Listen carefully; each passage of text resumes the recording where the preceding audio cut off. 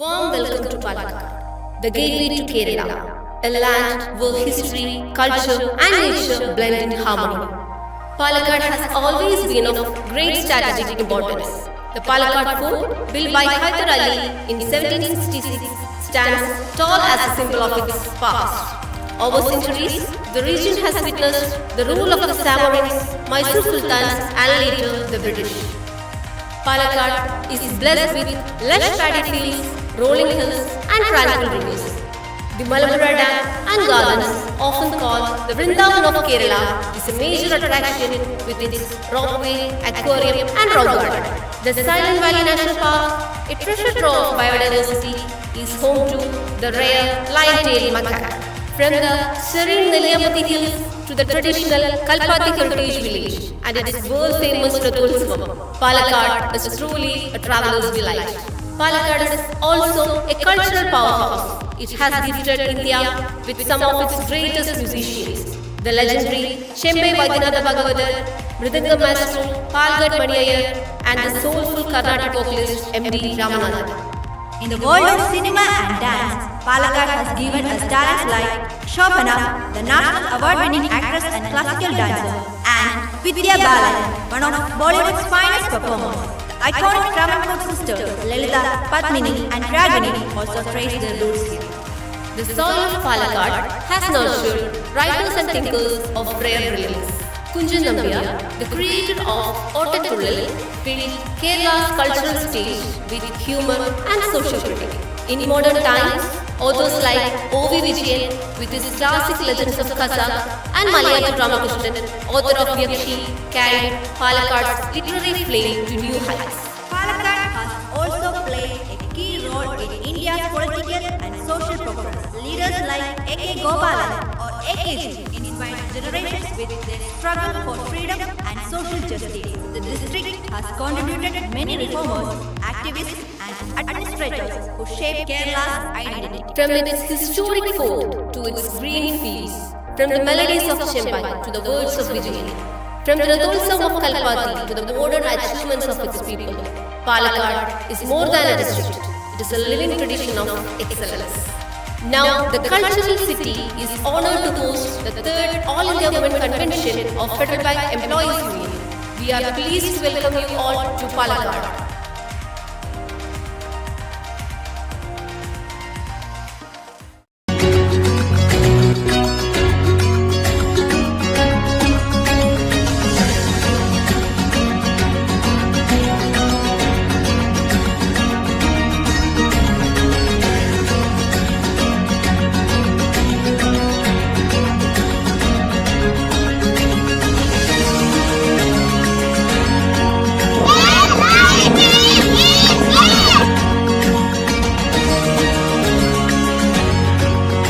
Comrades, the excitement is building here in Palakkad as we reach the final stage of preparation for our 3rd All India Women Convention of the Federal Bank Employees Union.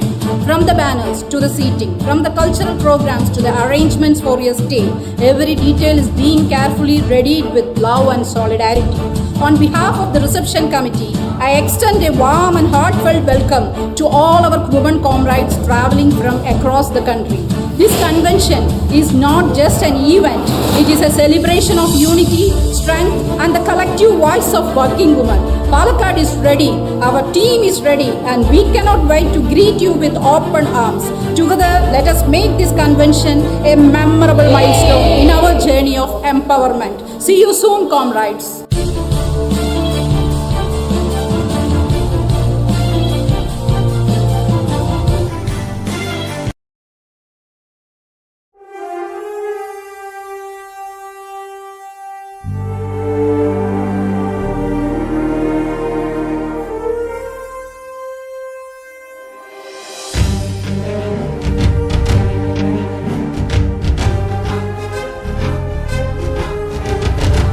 സമരധാരകങ്ങളെ സഖാക്കളെ സസജ്ജരെ പോരൂ നേരിൽ പോരിൽ നേടാം ഇതാ പദം. സമരധാരകങ്ങളെ സഖാക്കളെ സസജ്ജരെ പോരൂ നേരിൽ പോരിൽ നേടാം ഇതാ പദം.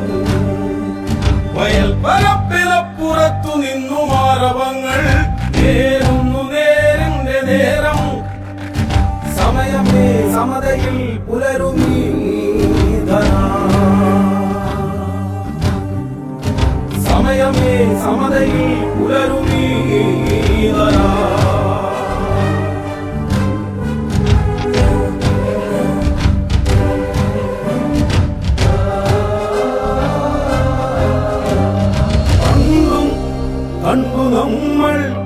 അസമമീ അരുതുകൾ അന്നും നമ്മളേന്തി ചൊരിമണൽ വഴികളിൽ പതാകകൾ ചെറാതുകൾ ചുവന്നുപോയി വാനം പതാകകൾ ചെറാതുകൾ ചുവന്നുപോയി വാനം സമരതാരകങ്ങളെ സഖാക്കളെ സസജ്ജരെ പോരൂ നേരിൽ പോരിൽ നേടാം ഇതാ പദം സമരതാരകങ്ങളെ സഖാക്കളെ സസജ്ജരെ പോരൂ നേരിൽ പോരിൽ നേടാം ഇതാ പദം അടിത്തളങ്ങൾ ഊതിവിട്ട കാറ്റിലിമ്പമേറി മെയ് ഒന്നിലൊന്നായിടുന്നു സമയമേ സമതയിൽ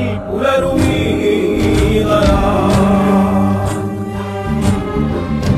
മാനം പൂവാനം മേലെ താരം പൊൻതാരം ത്യാഗോജ്വല ധീരം തൂവും നേരിന്നഭിവാദ്യം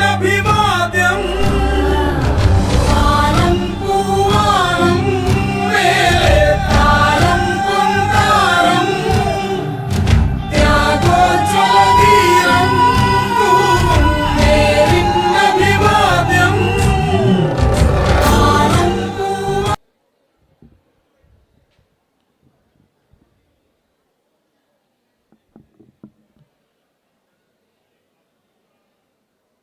Good morning, comrades. So, first of all, a warm welcome to all to Palakkad, and we are very pleased to host the third All India Women Convention of Federal Bank Employees Union. So, on behalf of Palakkad District Committee and Reception Committee, I once again welcome you all to Palakkad. First of all, I like to welcome Comrade Sujata Neharoy, Chairperson of Federal Bank Employees Union Women Council, to the dais.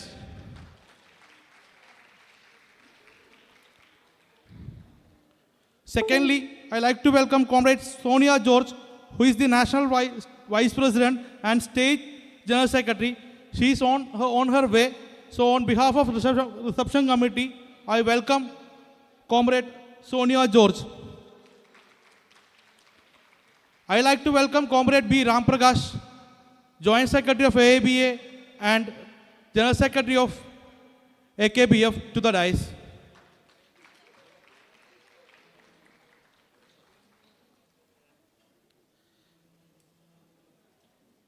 I like to welcome Comrade P.M. Ambujam, who is the convener of Federal Bank Employees Union, Vice President of AKBF and Vice President of Federal Bank Employees Union.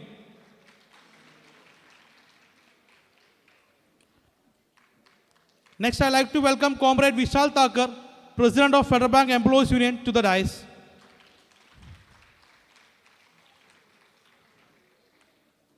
I welcome Comrade A.S. Sujitraju, General Secretary, Federal Bank Employees Union and President, AKBF. I like to welcome Comrade Pingy S., Assistant Secretary, AKBF, to the dais.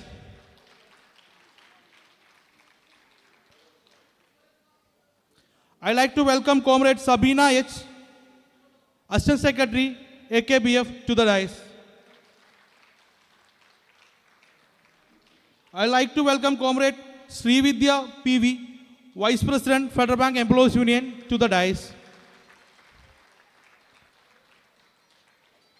I welcome Comrade P.R. Sujit, Secretary, FBU, to the dais. I like to welcome Comrade Prajita Prabhakaran, Convener, Reception Committee, to the dais. I like to welcome Comrade Saju Yu, Chairperson, AKBF Women Council, Palakkad, to the dais. And I like to welcome Comrade Ramya VR, who is the convener of AKBF Women Council and the Chairperson of Reception Committee. I like to welcome all the leaders of AKBF FBU and the delegates who travel far long to reach Palakkad to make this one conference a grand.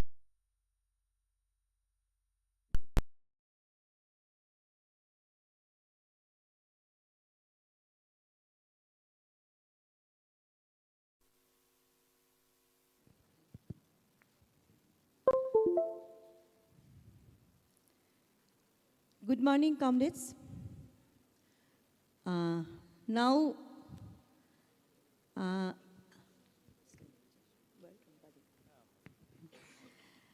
Now, I welcome Comrade Prajita Prabhakaran for giving welcome address.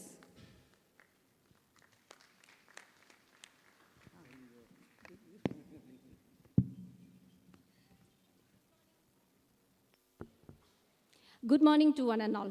Today, we all are gathered here for the third All India Women Convention of Federal Bank Employees Union.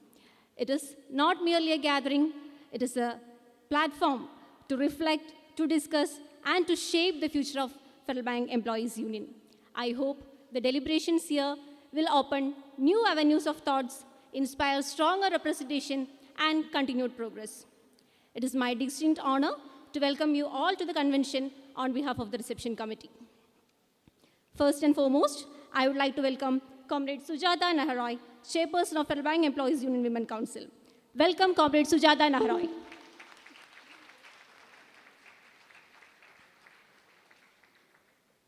Next, I would welcome Comrade Sonia George. She's on the way. In her absence, I welcome Comrade Sonia George, National Vice President and State General Secretary of SEVA, Self-Employed Women's Association. A warm welcome to Comrade Sonia George. Next, I warmly welcome our chief guest, Comrade B. Ram Prakash, the pride of Palakkad, now the pride of whole AABA. Welcome, Comrade B. Ram Prakash, the Joint Secretary of AABA and General Secretary of AKBF. Now I extend a warm welcome to Comrade P.M. Ambujam, Convener of Federal Bank Employees Union Women Council, Vice President of FBU and AKBF. Warm welcome, Comrade P.M. Ambujam.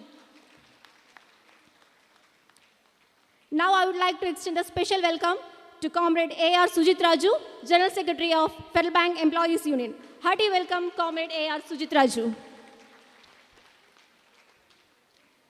Now I welcome our beloved President of Federal Bank Employees Union, Comrade Vishal Thakur. Warm welcome, Comrade Vishal Thakur.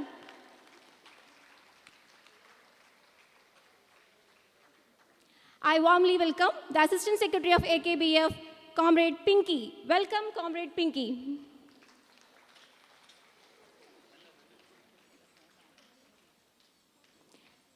Next, I would like to welcome Comrade Shabina H., Assistant Secretary of AKBF. Welcome, Comrade Shabina.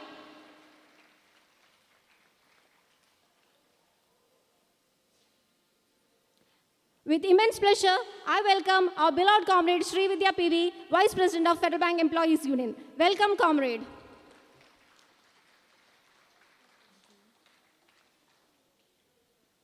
Next, I would like to welcome Comrade V.R. Ramya. She is also on the way. Convener of Palakkad District Women's Council. And Comrade Sajju Yu, Chairperson of Women's Council, Palakkad. Welcome, dear comrades.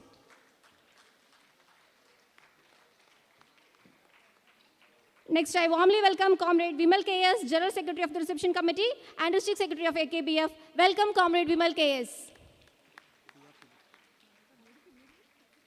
Now, I would like to welcome Comrade Sujit P.R., Secretary of Federal Bank Employees Union. Welcome, Comrade Sujit P.R. And I extend welcome to all the leaders of AABA, AKBF, and FBU who have joined us today. Last but not least, to everyone who has traveled far and near, I warmly welcome each one of you. Let us join together to make this convention enriching and memorable. Thank you.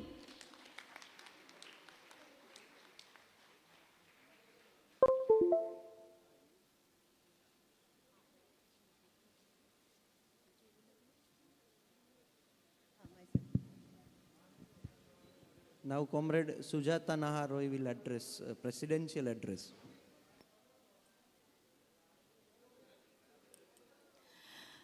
Good morning, Good morning, comrades.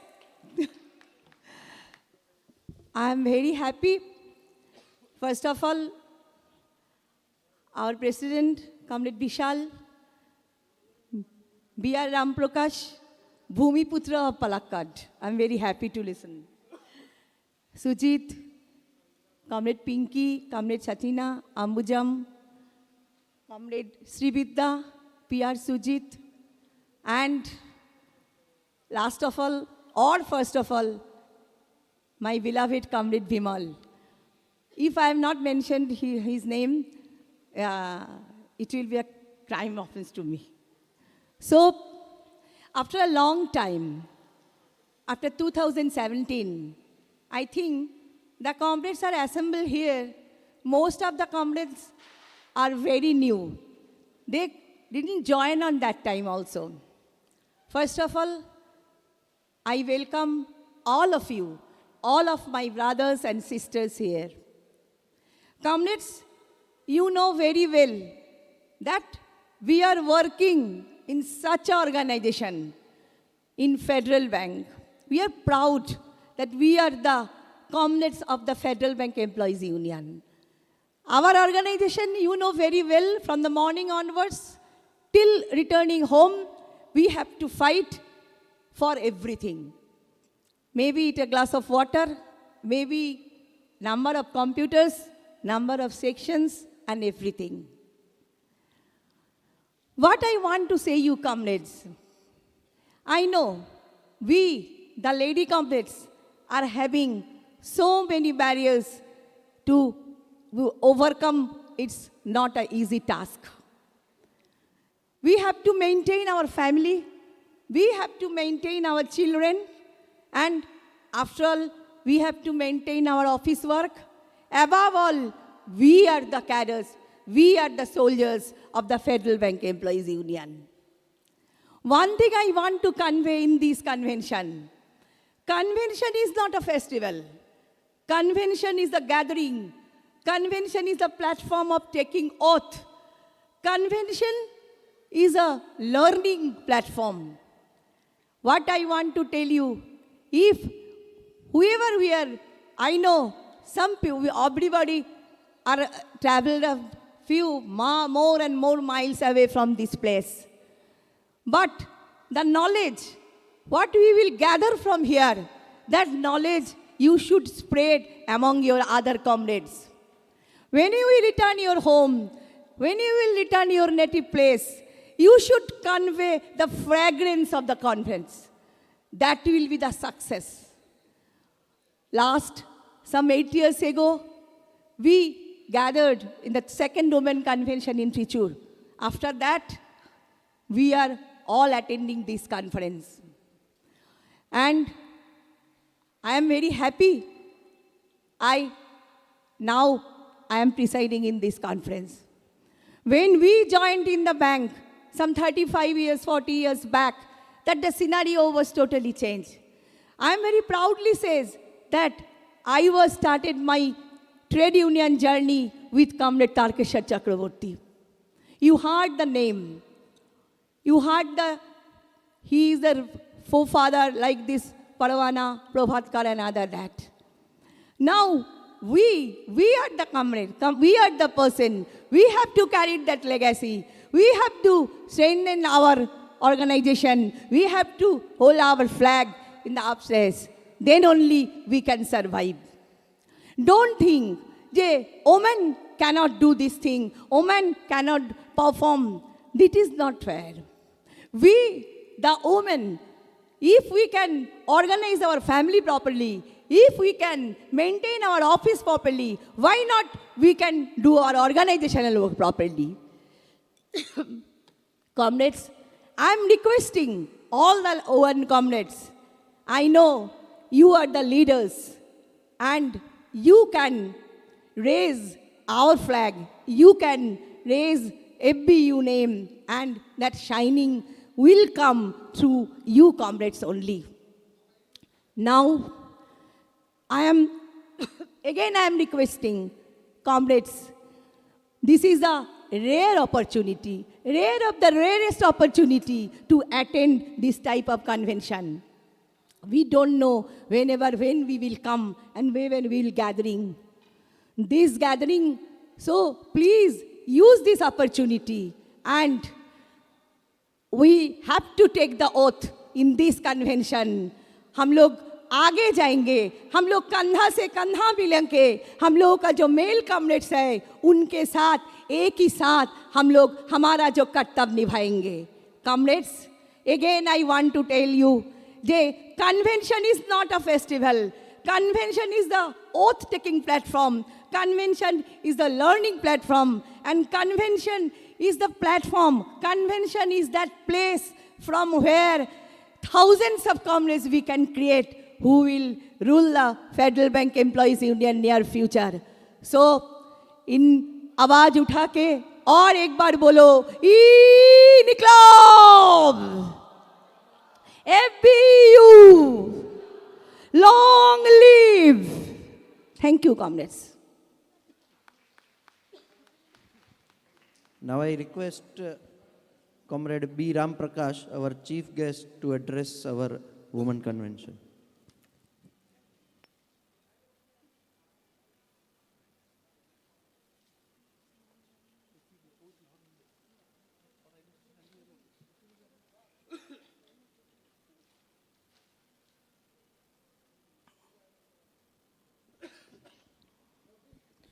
Good morning, comrades.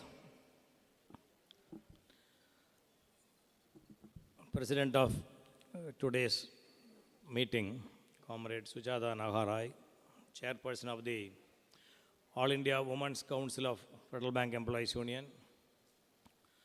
President of Federal Bank Employees Union, Comrade Vishal Thakur, General Secretary of Federal Bank Employees Union, as well as the President of All Kerala Bank Employees Federation, Comrade Sujit Raju,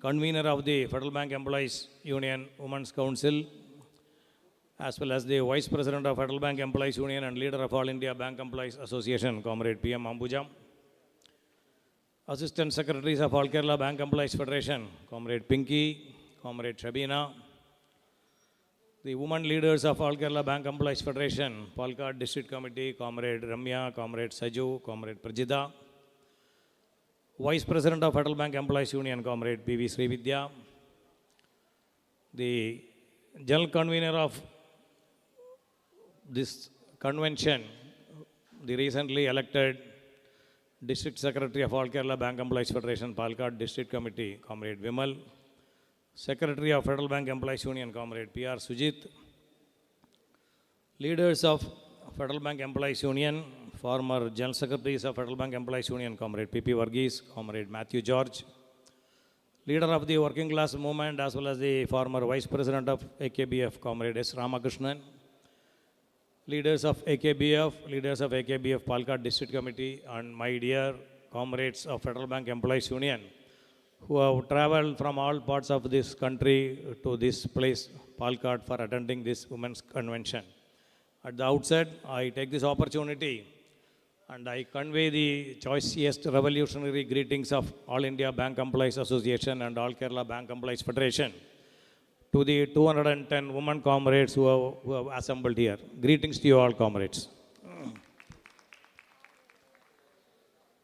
As told by our chairperson, Palakkad played host to the Federal Bank Employees Union's All India Conference in the year 2002 and 2016.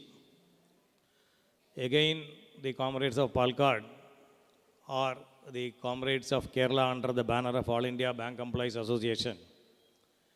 I have got yet another opportunity to host the comrades of the most militant union under the banner of All India Bank Employees Association in this country. I can very proudly say that Federal Bank Employees Union is the only union in this country under All India Bank Employees Association who can conduct an agitation or a strike within 2 hours. No other union in this country will be able to do that. Such is the wonderful mechanism and the wonderful militancy of the comrades of Federal Bank Employees Union. As all of us know, Federal Bank was founded in the year 1931. Union was not founded in the year 1931. In fact, All India Bank Employees Association came into existence only in the year 1946. And much later, somewhere around 30 years later or 25 years later only, Federal Bank Employees Union was formed. In fact, I have heard from the former leaders of Federal Bank Employees Union that in Federal Bank, the management was so reluctant to give employment to female or ladies were not given any employment in Federal Bank years ago. From that stage, now we have come to a stage wherein we are conducting a convention exclusively of women comrades of working in Federal Bank under the banner of Federal Bank Employees Union. And I can see umpteen number of young comrades. In fact, the comrades above the age of 40 will be much less, I think. Only below 30 or 25, lot of comrades have come from Far East and also from the northern part of the country.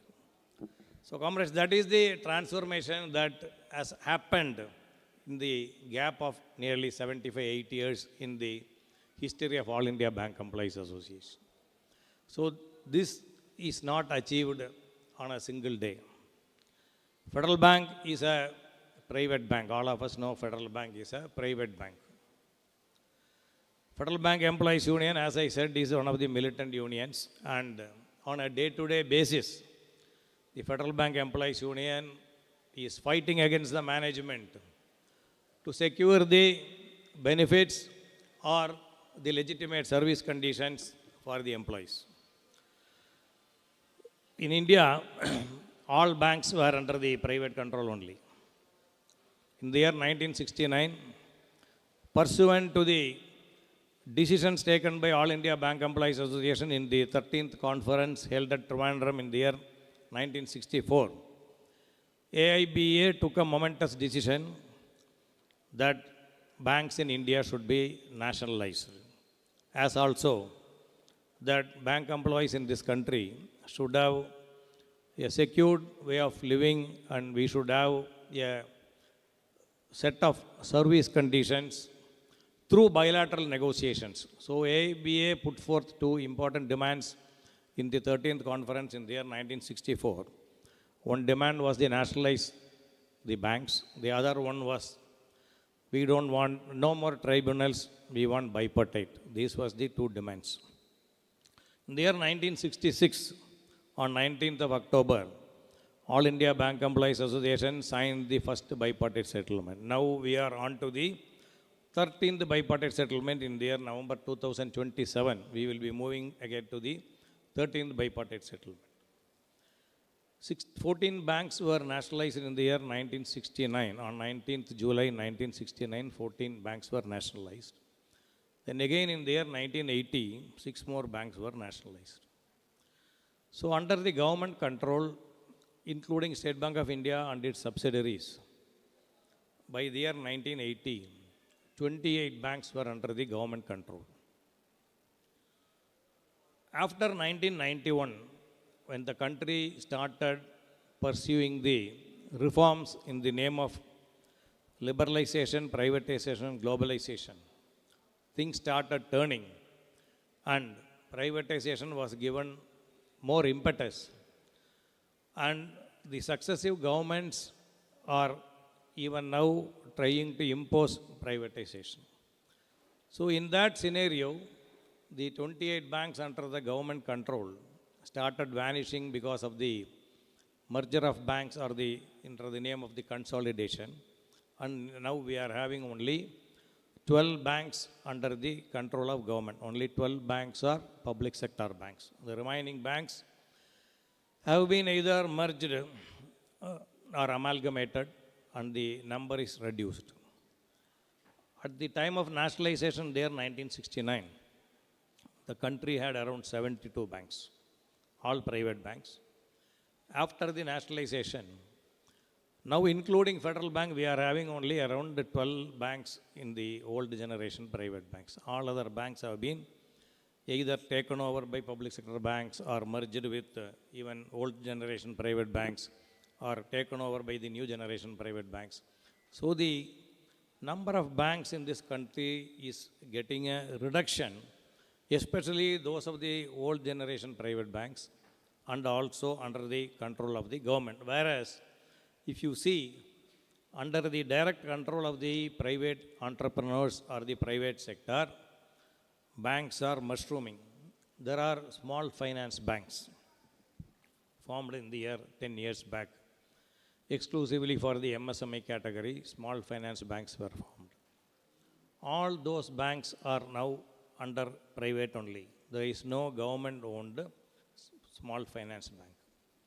There are payment banks, which is mainly operated by these fintech companies or these telecom operators. Except the India Post Payment Bank, all other banks are in the private control only. Added to that, we have the new generation private bank like Yes Bank, HDFC Bank, ICICI Bank, Bandhan Bank. All these banks are in the private control only.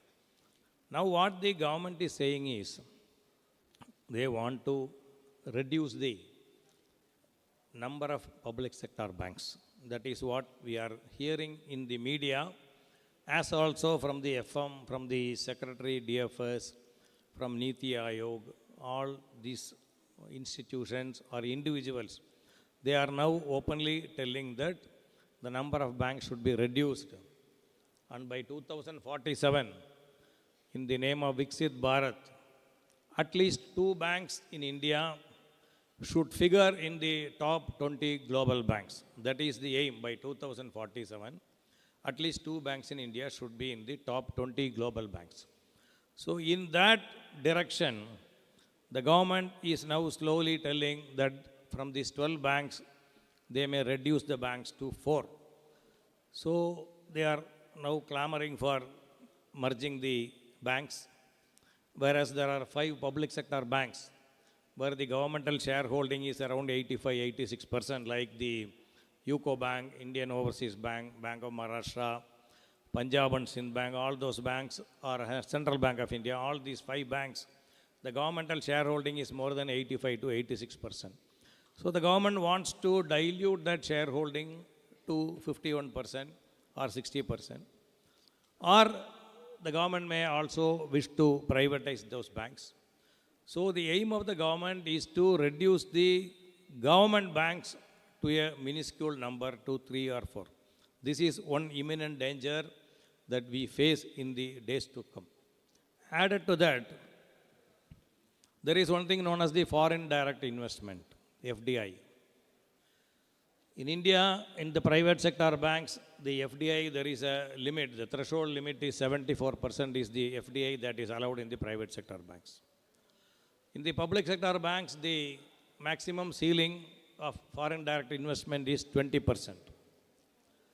Now the government is now openly saying that they want to increase the foreign direct investment in the public sector banks to 49%.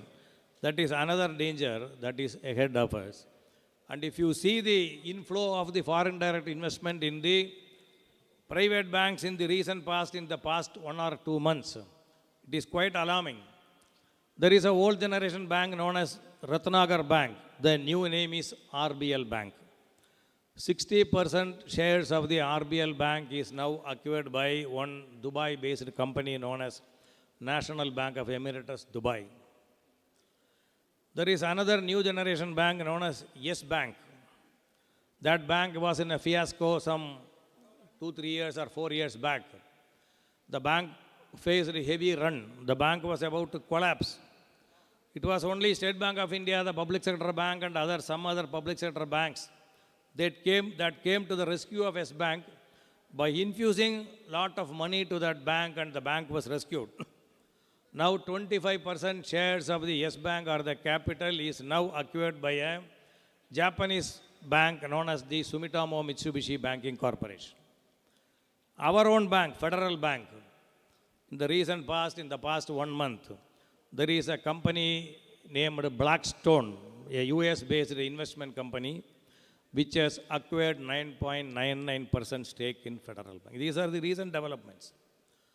There are public sector banks where the ceiling is 20%, the FDI limit, the foreign investors are slowly started infusing their money in those public sector banks, wherein the FDI was around 7%, 8%. Now it is slowly increasing to 11%, 12%, 13% in the last 2 to 3 weeks. So these are the situations that is ahead of us. On the one side, we have formed the All India Private Sector Banks Union Cell, and we conducted a very big meeting at Alway in the Federal Bank Employees Union office, wherein the momentous decision was taken to pursue with agitation, culminating in a strike action, voicing the specific demands of around 10 demands or 12 demands, which is affecting only the private sector banks, like the implementation of the wage revision or the bipartite settlement in the Catholic Syrian Bank, the old generation private bank headquartered at Thrissur in the same state of Kerala, the bank which was formed in the year 1931, having completed its existence for around 95 years. The bank's capital was acquired by a Canadian company known as Fairfax some years ago, and the employees and officers in that bank are still drawing the salary as per 11th bipartite settlement. We are voicing the demand that wage revision or bipartite settlement should be extended to the employees of and officers of Catholic Syrian Bank. This is the state of affairs if the foreign direct investment is increased more and the banks come under the control of the foreign investors. This will be the fate of the working class movement in this country. There is another bank known as Lakshmi Vilas Bank. That bank was also acquired by a Singapore-based bank known as DBS Bank. Immediately after acquiring, they dismantled the bipartite structure and they have imposed or they have implemented a separate style of wage pact in that bank. So under the All India Private Sector Bank Union Cell, now we conducted a mega dharna in front of the headquarters of 5 private banks, Ratnagar Bank, Nainital Bank, Karnataka Bank, Karur Vaisya Bank and Federal Bank on 3rd of November. And now we are marching ahead for a mega dharna at New Delhi in the month of December, on 10th of December, under the banner of All India Bank Employees Association and All India Private Sector Bank Union Cell. We will be moving ahead for a mega dharna, and our main demand is nationalize all private banks. When we are marching ahead with the demand nationalize all private banks, the government is moving ahead with their own agenda or their own slogan that privatize all nationalized banks. This is the path that the government is now treading and where we are heading to. I am just sharing some of my thoughts to all of you. You are all very young comrades who has to be in the banking industry for another 3 decades to 4 decades. So these are the very impending dangers. Once this people-oriented banking policies are shifted towards the foreign investors or these private hands, definitely their motive will be only profit, profit and profit. Everything will be profit driven, and the socialized or the social control or the people-oriented public sector banking concepts like the priority sector lending or giving educational loans or even giving employment with the system of reservation, all these things will slowly start fading away or it will be taken away. So this is a very great impending danger ahead of all of us. I am just sharing the things only with regard to the banking industry. If you take the entire public sector, we can talk for hours together, because the government is already has a plan in the name of national monetization pipeline, wherein the government wants to sell out almost all the public sector enterprises and the public assets, and they want to garner around 6 lakh crores. This is what the government is planning. There is a bank known as IDBI Bank. That bank is also now the government wants to sell off, and they want to garner around 50,000 rupees immediately, 50,000 crores immediately by way of selling of this IDBI Bank. Now coming to the labor front, now all of us have assembled here because we have the right to assemble here. We have the right to form a union. That is why Federal Bank Employees Union was formed. That is why All India Bank Employees Association was formed. And Federal Bank Employees Union have conducted innumerable strikes, including stay-out strikes, our march to the head office, our hunger strike, different types of strikes we have conducted because we have the right to strike, we have the right to organize, we have the right for collective bargaining, we have the right to strike. That is why all these things are happening, and that is why we have assembled here conducting a meeting or a convention of the women employees under the banner of Federal Bank employees. Yesterday, the government has come out with labor reforms. I do not know how many of you read the circular or press release issued by All India Bank Employees Association. The General Secretary of AIB has termed yesterday as the Black Friday. That is the word that is coined by the General Secretary of AIB, a Black Friday. In our country, the workers are having very good protection, right from the Trade Union Act formed in the year 1926, or the Industrial Dispute Act in the year 1947, or all other acts. The employees, the workers, whether it is organized or unorganized, they have a succor or a level of protection against the inhuman attacks of the employers or the owners or the private capital in this country. Now, some 4 or 5 years back, the government bundled 29 of such acts which was giving protection to the workers. They bundled 29 acts into 4 codes. Code on wages, code on industrial relations, code on occupational safety, and code on social security. Like this, under the name of 4 codes, they bundled all these 29 acts. And yesterday, the government has made it, practically implemented it from yesterday, that instead of those acts, these codes will prevail upon. When these codes come in place of the acts, the things that I told earlier, the right to organize, the right to strike, the right to bargain collectively, all these things will slowly fade away. The entire protection is now given to the employers. The employers will have a lot of protection. Now we are conducting strikes. Without notice, we are conducting strikes. When these codes come into place, a minimum of 60 days notice we may have to give to conduct a strike. A minimum 60 days notice we have to conduct a strike. And if you give a notice for conducting a strike, the conciliation machinery will begin. And during the conciliation process, you cannot go on strike. And if you go on strike, criminal proceedings may be initiated, or hefty fine may be imposed upon, or the new conditionalities that is slowly coming. And with regard to the unorganized sector and with regard to the people working in factories and all, there are a lot of changes in these codes, wherein whatever things that we have been enjoying all these years, or whatever the benefits that has been secured by the working class of this country right from the formation of All India Trade Union Congress in the year 1920, and for all these 105 years, only through incessant struggles by our former leaders, by our old generation comrades, we are able to get all the secure, all these benefits or all these rights. Now the government is trying to take away all these rights slowly, one by one. On the one side, they want to implement the privatization. On the other side, they want to take away all the rights that we enjoy or that we have secured. Because already all of you know that the Infosys chairman Naranamurthy is saying 996, that you work for 18 hours, 20 hours. That is what he is advocating. With the new set of these labor codes, there will be complete flexibility for these working hours. There will be complete flexibility for the employers to exploit the working class. There will not be any structured wages. There will not be any job, and there will not be any job security. So the days ahead are not going to be rosy. As told by our chairperson, Comrade Sujata, she told that a convention is not a festival. It is not a festival. Of course, definitely there will be entertainment, there will be merrymaking, there will be enjoyment.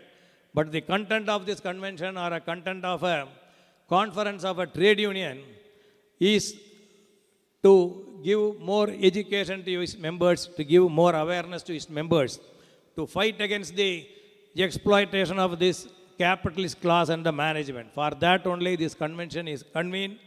I am sure that in the 2-day session, you comrades will dwell upon these impending dangers and definitely will come out with more resolutions in the days to come to fight against this corporate class or the rulers that be who wish to go ahead with their own agenda of giving the best to the corporates and trying to hit the working class of this country. Comrades, there are photos kept here. You please take some time and see the photos, read out the names and try to understand who those comrades are there. Comrade Prabhatkar, Comrade Parvana, Comrade Tarakeshwar Chakravarti, Comrade TKV Nair, Comrade AVG Nair. All those comrades gave their lives for us. All their comrades gave their lives for us. Comrade Prabhatkar lost his job. Comrade Parvana lost his job. Comrade AVG Nair, he resigned his job for the bank employees. Comrade Tarakeshwar Chakravarti and Comrade TKV Nair, they, for the entire life, they worked only for the bank employees movement and the working class movement. Only because of their struggles, we are able to secure all these benefits. And as far as Federal Bank comrades are concerned, Federal Bank Employees Union for the past 4 decades have struggled like anything to secure to derive the maximum benefits for its comrades. Federal Bank is the only bank and Federal Bank Employees Union is the only bank wherein apart from the bipartite, the employees in a bank get the maximum fringe benefits. I congratulate this. I take this opportunity and congratulate Federal Bank Employees Union. We are public sector. In our public sector, we may be getting 1 newspaper. Federal Bank comrades will be getting, I think, 2 newspapers. 2 newspapers. Whether we read or not, we are getting 2 newspapers. Like that, loan schemes, all these schemes, everything is secured because of the struggles by our forefathers. We may not be able to do any such sacrifice like those comrades. We may not be able to do because we are prioritizing so many things. And some prioritize union as the first priority, some as second, some as third, some do not prioritize all.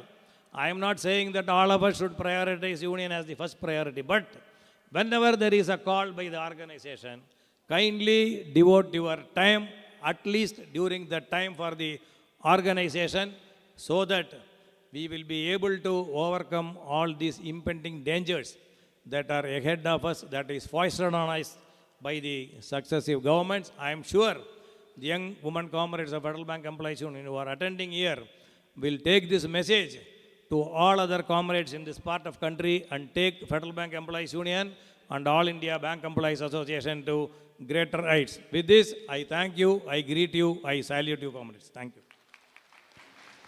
Thank you. Comrade B. Ramprakash, General Secretary of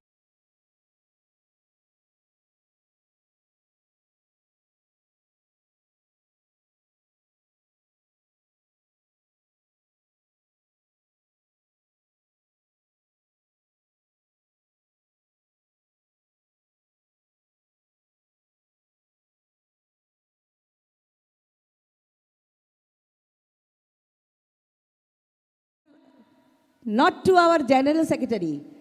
I am telling, Bhumiputra of the Palakkad. So I am requesting Comrade Ambujam, please greet her, honor her on behalf of Comrade Srividya and Comrade Ambujam to honor, to greet and to convey our love and everything to him. Okay. Come. Yeah. Okay, that side.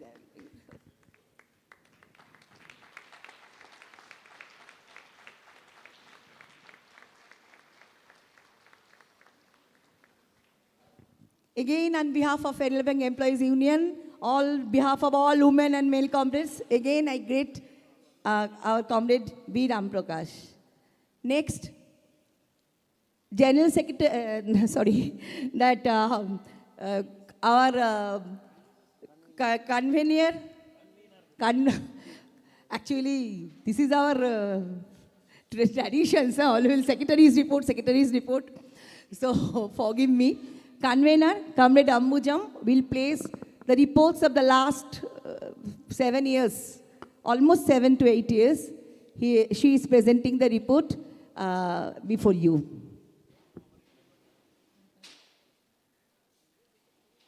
Our dear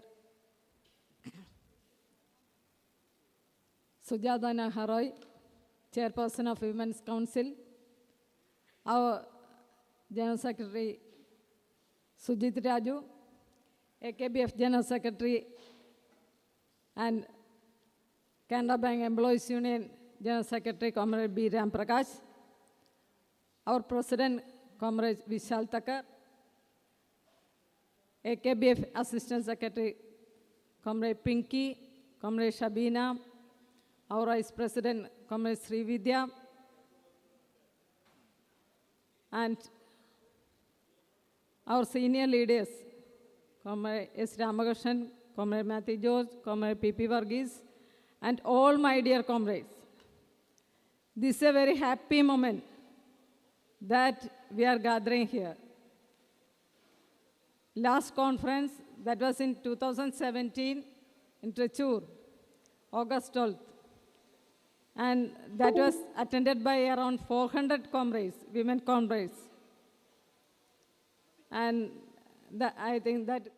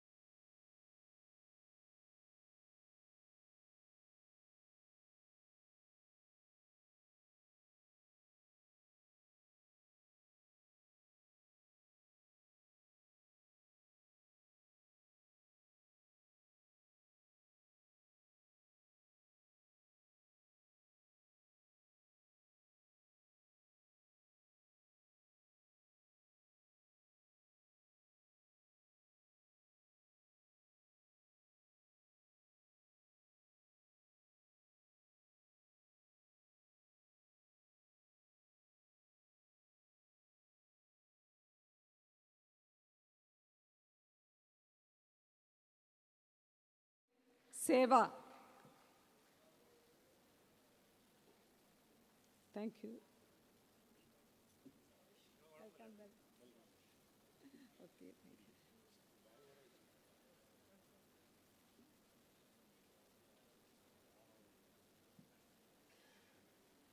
The extended General Council meeting of AKBF held at Thiruvananthapuram on 23rd July 2019 adopted a resolution demanding reinstatement of Comrade Pradima. After this long, historic, united struggle by thousands of comrades across the country, Comrade Pradima Pujari was reinstated in the bank.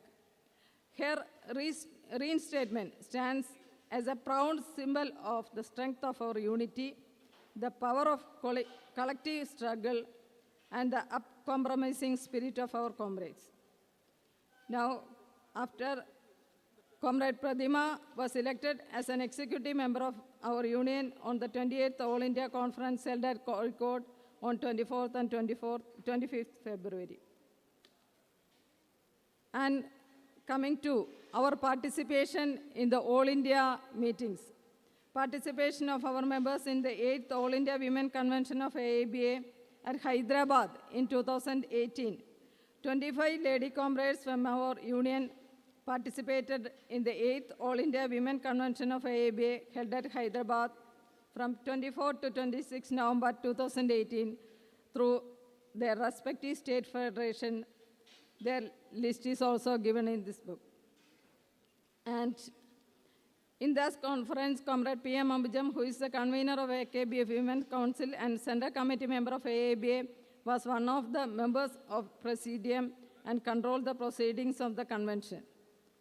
Besides Comrade Ambujam, Comrade Pradima Narasimha Pujari, EC member, Lisimol Joseph, Vice Chairperson, FBE Women's Council, and Priyanka Shah, Branch Bhavnagar, and Comrade Raksida Patel also participated in the deliberation.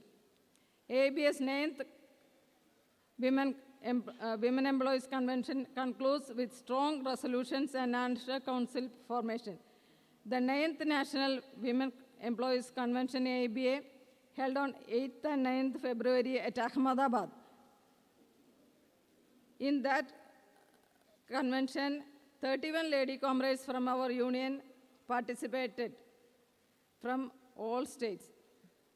The convention unanimously adopted 15 resolutions focusing on safeguarding public sector bank opposing anti-labor policies. ABS National Women Council also formed, comprising a chairperson, convener, 12 joint conveners, and council members from all state federations. The leadership of the council was elected as that list also given here. All centralized general council members of AABA from the state federations will also serve as members of the National Women Council. We are happy that our convener has been elected as one of the joint conveners of this newly formed council. And this list also given here.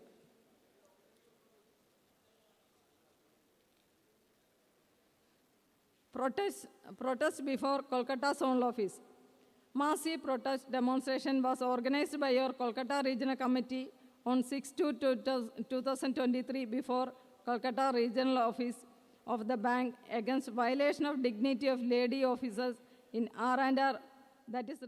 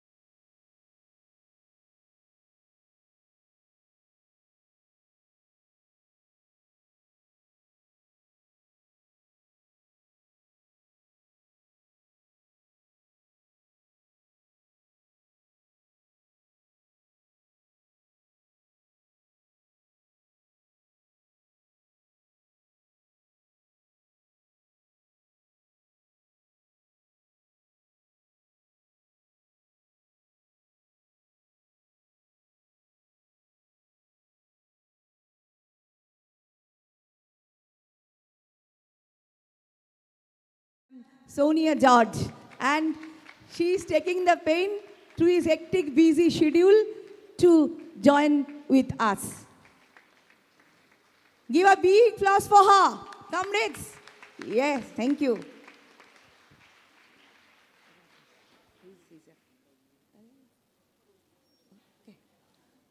I am requesting Madam Sonia George, please address, and I think our comrades will be heavily enriched through your warm presentation, Madam Sonia George. And she will also inaugurate our convention. So it is little bit late, but this is not a matter of late or early. Now she will officially inaugurate our third convention on Palakkad.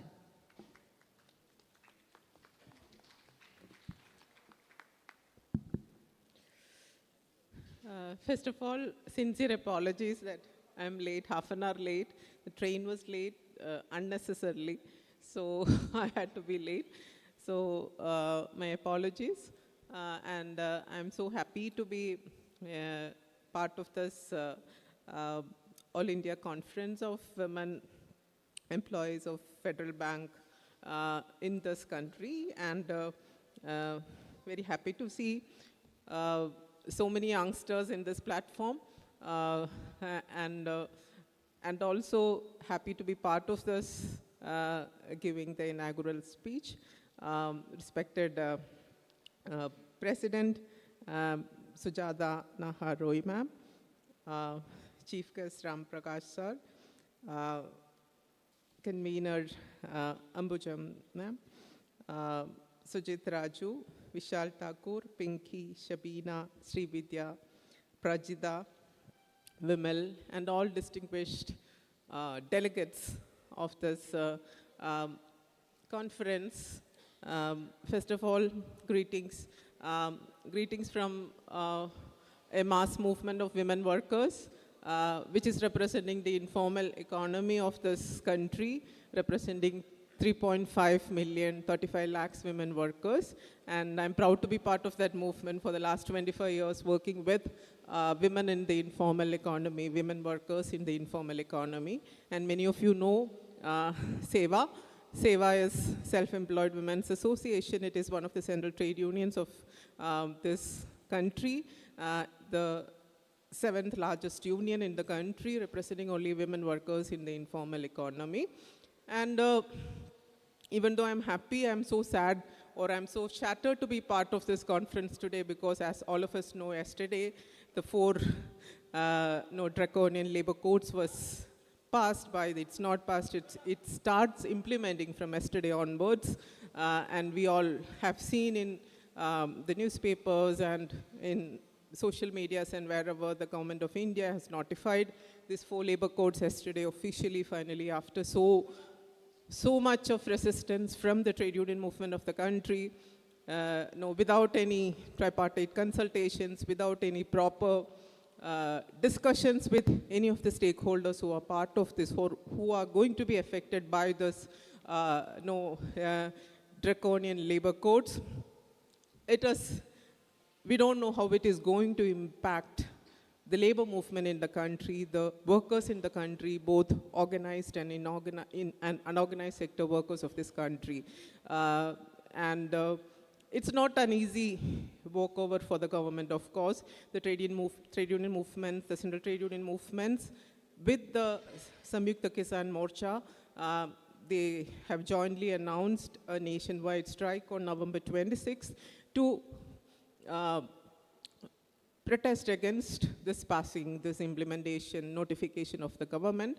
And the government, yesterday actually the government had, on 20th, the government had, the finance minister had interactions with the central trade unions on the labor, on the budget, the coming budget, and all central trade unions have expressed its concerns, their concerns over the implementation of the labor codes, and also many of you have heard about the government is trying to implement a labor policy which is again anti-labor.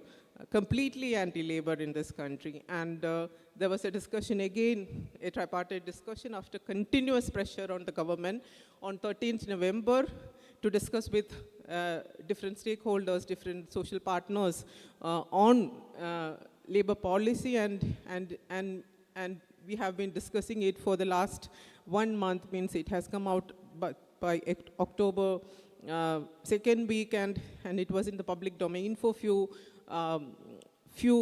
2 or 3 weeks, and we had to submit our opinion, and it is very strange that none of the unions were even notified individually that such a policy is coming, you have to comment on it. All of us had to look at the website and see such a policy was there.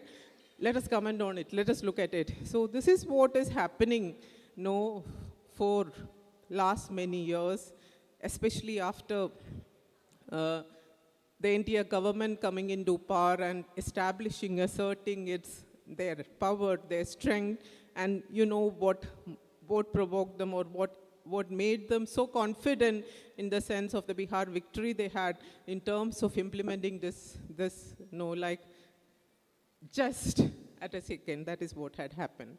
So this is where we are coming together as women workers in this country, representing a public sector bank, and working, fighting, trying to organize for our rights in this country. And I think this context is not so hopeful in that sense, and I don't want to disappoint you with my first part of the speech, but this is the truth, and this is where I think our organizing strength, spirit should really develop, and I think this organizing, this conference should pave a way for us to develop new strategies for strengthening ourselves, new strategies for developing new movements, strong movements of women and youth, of workers, of youngsters, of the most marginalized people in this country, so that nobody can wash us away.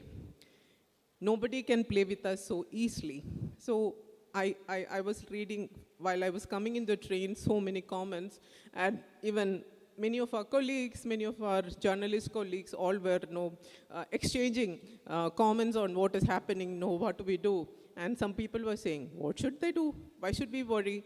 We know the implementation status of different laws in the country. But I'm sure that such kind of laws, when it is going to be implemented, it is going to have very heavy repercussions on the rights of workers and on the rights of especially the most vulnerable, poor, marginalized workers. One of the biggest thing, I don't know how many of you have noticed, if Social Security Code is coming to be established, means it's already in existence, all the social security rights that we have earned through very strong struggles of the trade union movements in the country, like ESI, PF, and for most of us, many of us who are sitting here as women workers, the Maternity Benefit Act, all these labor laws are no more into existence.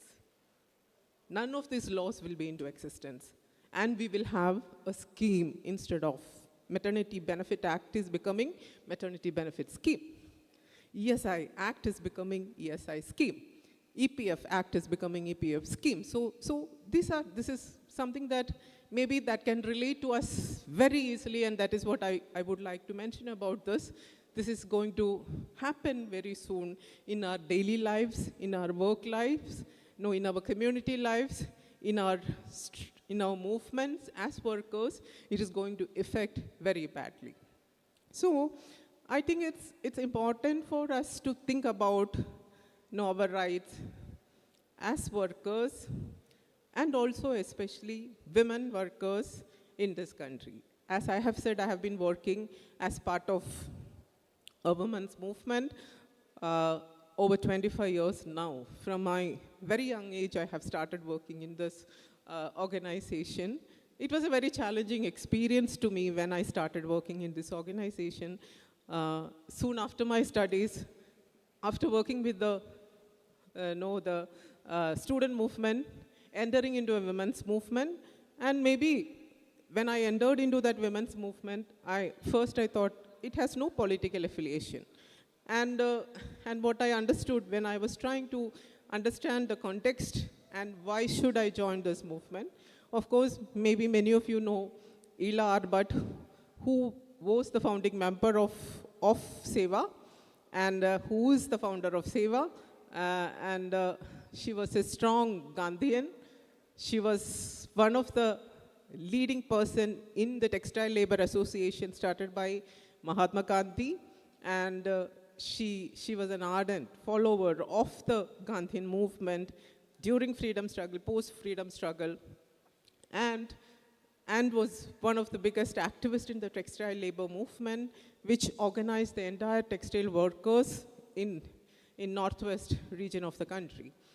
And from there with inspiration, so one of the inspirations behind SEWA, means how SEWA was formed, was that, as you know, we talk about different periods of economic crisis that we had to face at this country. Before globalization, before liberalization, one of the strong crisis, economic crisis that the entire world was facing after independence, during the 60s and 70s, as you know, public sector was seriously under threat from that time. And especially all the public sector, industries, factories, and all sectors were undergoing serious threats, and workers were facing huge retrenchment in their labor force, and huge struggles were going on. But when they felt that there were less chances of getting back into those factories, those industries, garment industries especially, those big cotton mills especially, the great vision of Elaben, whom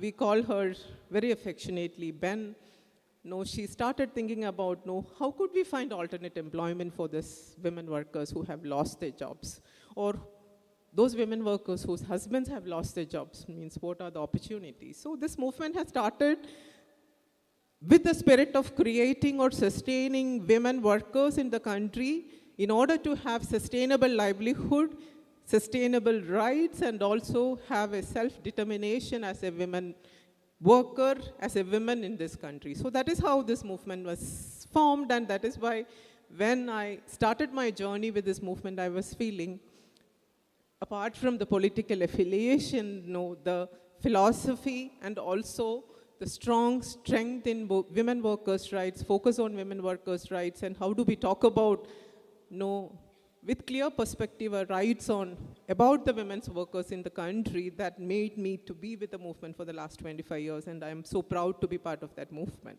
So I think that is why I'm so happy to see so many women, even though compared to the men workforce in the banking sector, women are comparatively very less, maybe maximum 30%, maximum, not more than that, between 25 to 30%. Maybe, please correct me if I'm wrong. 44 now? I'm saying the entire sector. Yeah, federal 44. It's a very happy news. So we are still minority. We are more than 50% of the population, but when it comes to workforce, we are still minority.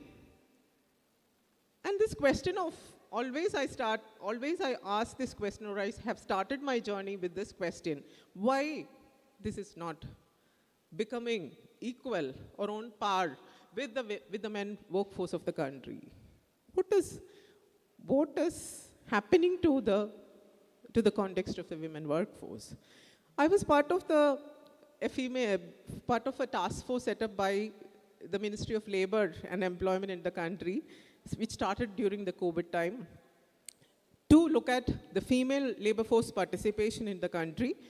And it was like shocking to see the female workforce participation even in the organized sector of this country. Women have education, women have skills, women have technical skills, women have capacities, but still, even in the organized sector, let's leave the informal sector, but when it comes to formal organized sector still with this education. And I'm not so proud of even my state, even this happening in, this meeting happening in my state. I'm not, because the state is so proud of its so-called development indices. It's very high. And the state is number one in terms of women's education. But when it comes to women's female labor force participation, it's very low. It's like many other states of this country, which has very less educational status and other development indices in the international development in this forum. But at the same time, we are seeing many women are interested to work. Many women would like to be part of the workforce. But still, I think there is a glass ceiling. I hope everybody will understand the word glass ceiling. Now, what are these glass ceilings? That keep us always some steps away from reaching what we are saying. That is where we have to be there. So I think that is something that we have to seriously think. More youngsters should come to the workforce. But what are the forces? And we very easily say, very, very common narrative, it's women's responsibility, to take care of the family. How many of you will agree with me it's women's responsibility to take care of the family who are sitting here? How many of you will agree? Nobody? Pardon? Say. What did you say? How many of you believe that it's women's responsibility to take care of the family? 1, 2? Only 2 of you. Have you understood my question? Whose responsibility is to take care of the family? Both. Then who is taking care of the family? What is happening in reality? Let me hear that. Women. So in reality, who is taking care of the family? Women. Us. Why is it so? Even in 21st century, after all this, we are using drone, everything very modern. We are so highly technically oriented. Why is it so happening?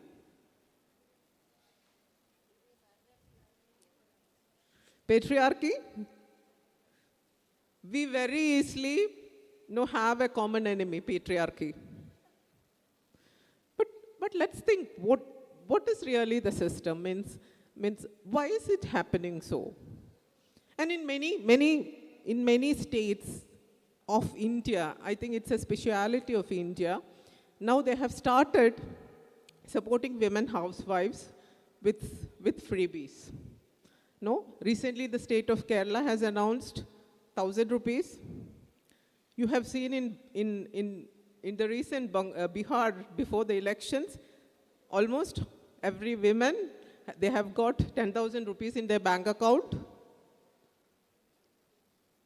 So that means if you do something like that, what is going to happen?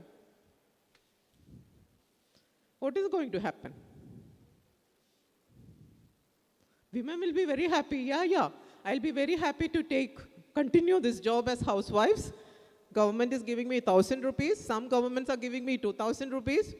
Bihar at a stretch, we get 10,000.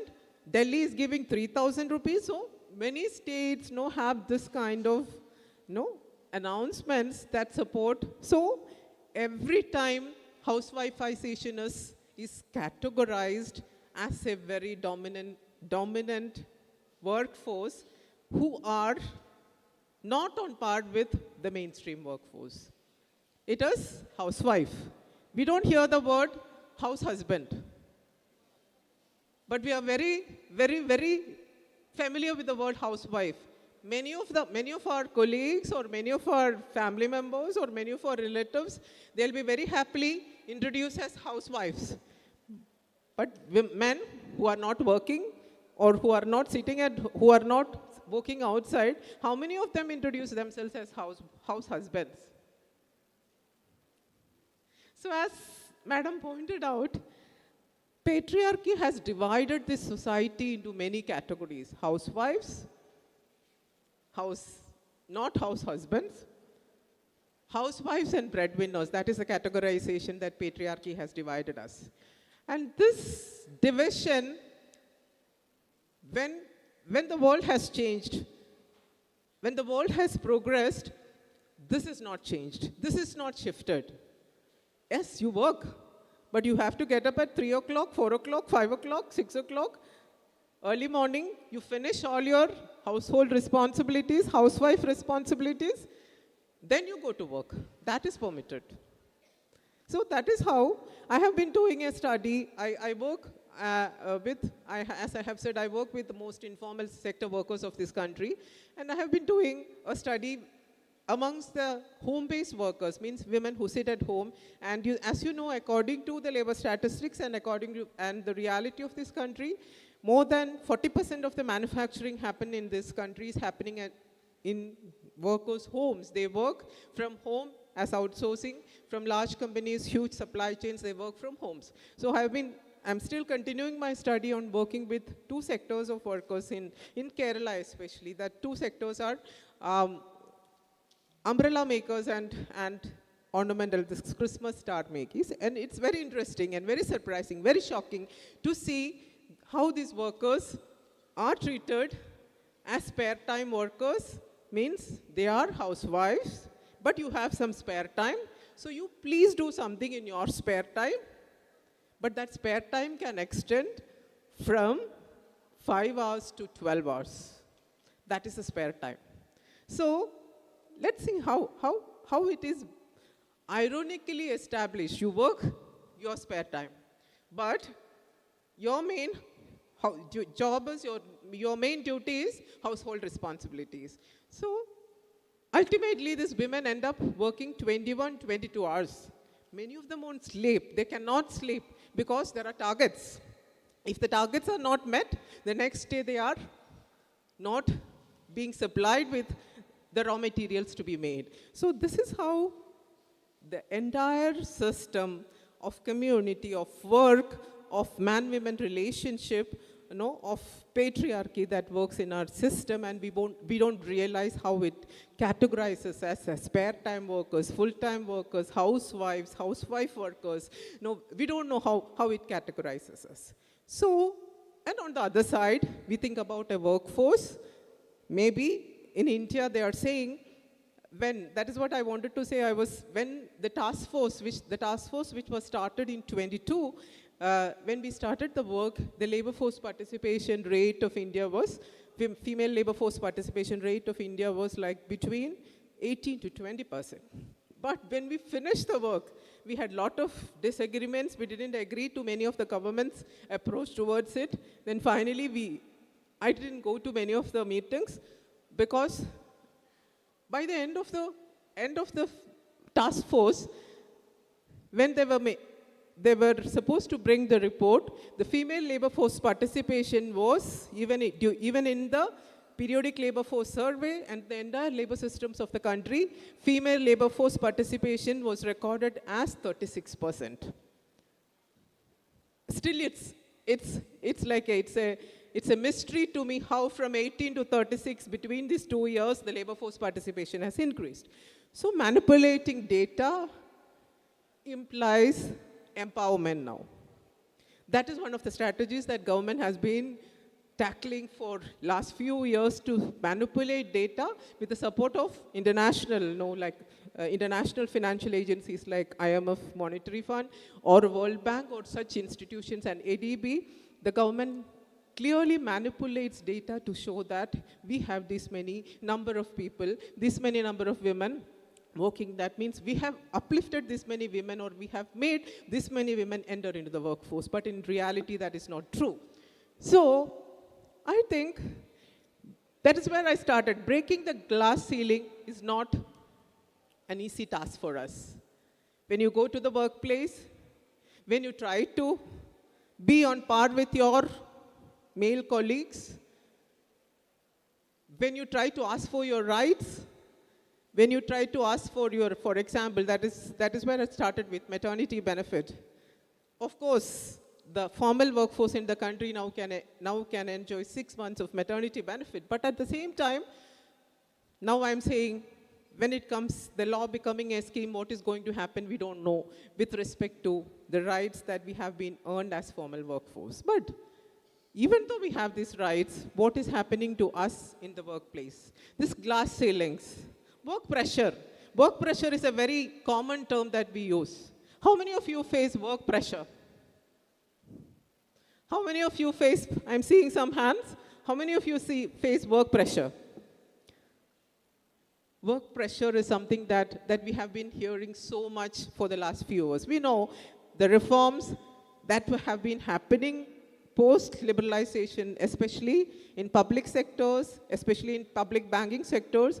We know how it is affecting the employees in the sector, we know very much. And all of us are victims of it. All of us are trying to adjust. I know many of the bank employees, they sit for more than 8 hours. They sit for 12 hours many times. They have to do shifts. Many of them have small children. Many of them have other responsibilities. And work-life balance is something that we talk about every day now. Hindering practices that disturb or that is not allowing people to have work-life balances, that is something that is very much affecting us. So, we are talking about all these things. And also, care is something that always placed at the heart of the women. If it is your own children, your own parents, your own husbands, your own family members, women will be there first to take care of that entire group of people. But I believe care is a public good. Care is a public responsibility. It is the role of the government to allow me to or provide me space to work. That means the government has to provide me care facility in order to support my productivity, in order to enhance my productivity. But now the new labor codes are coming.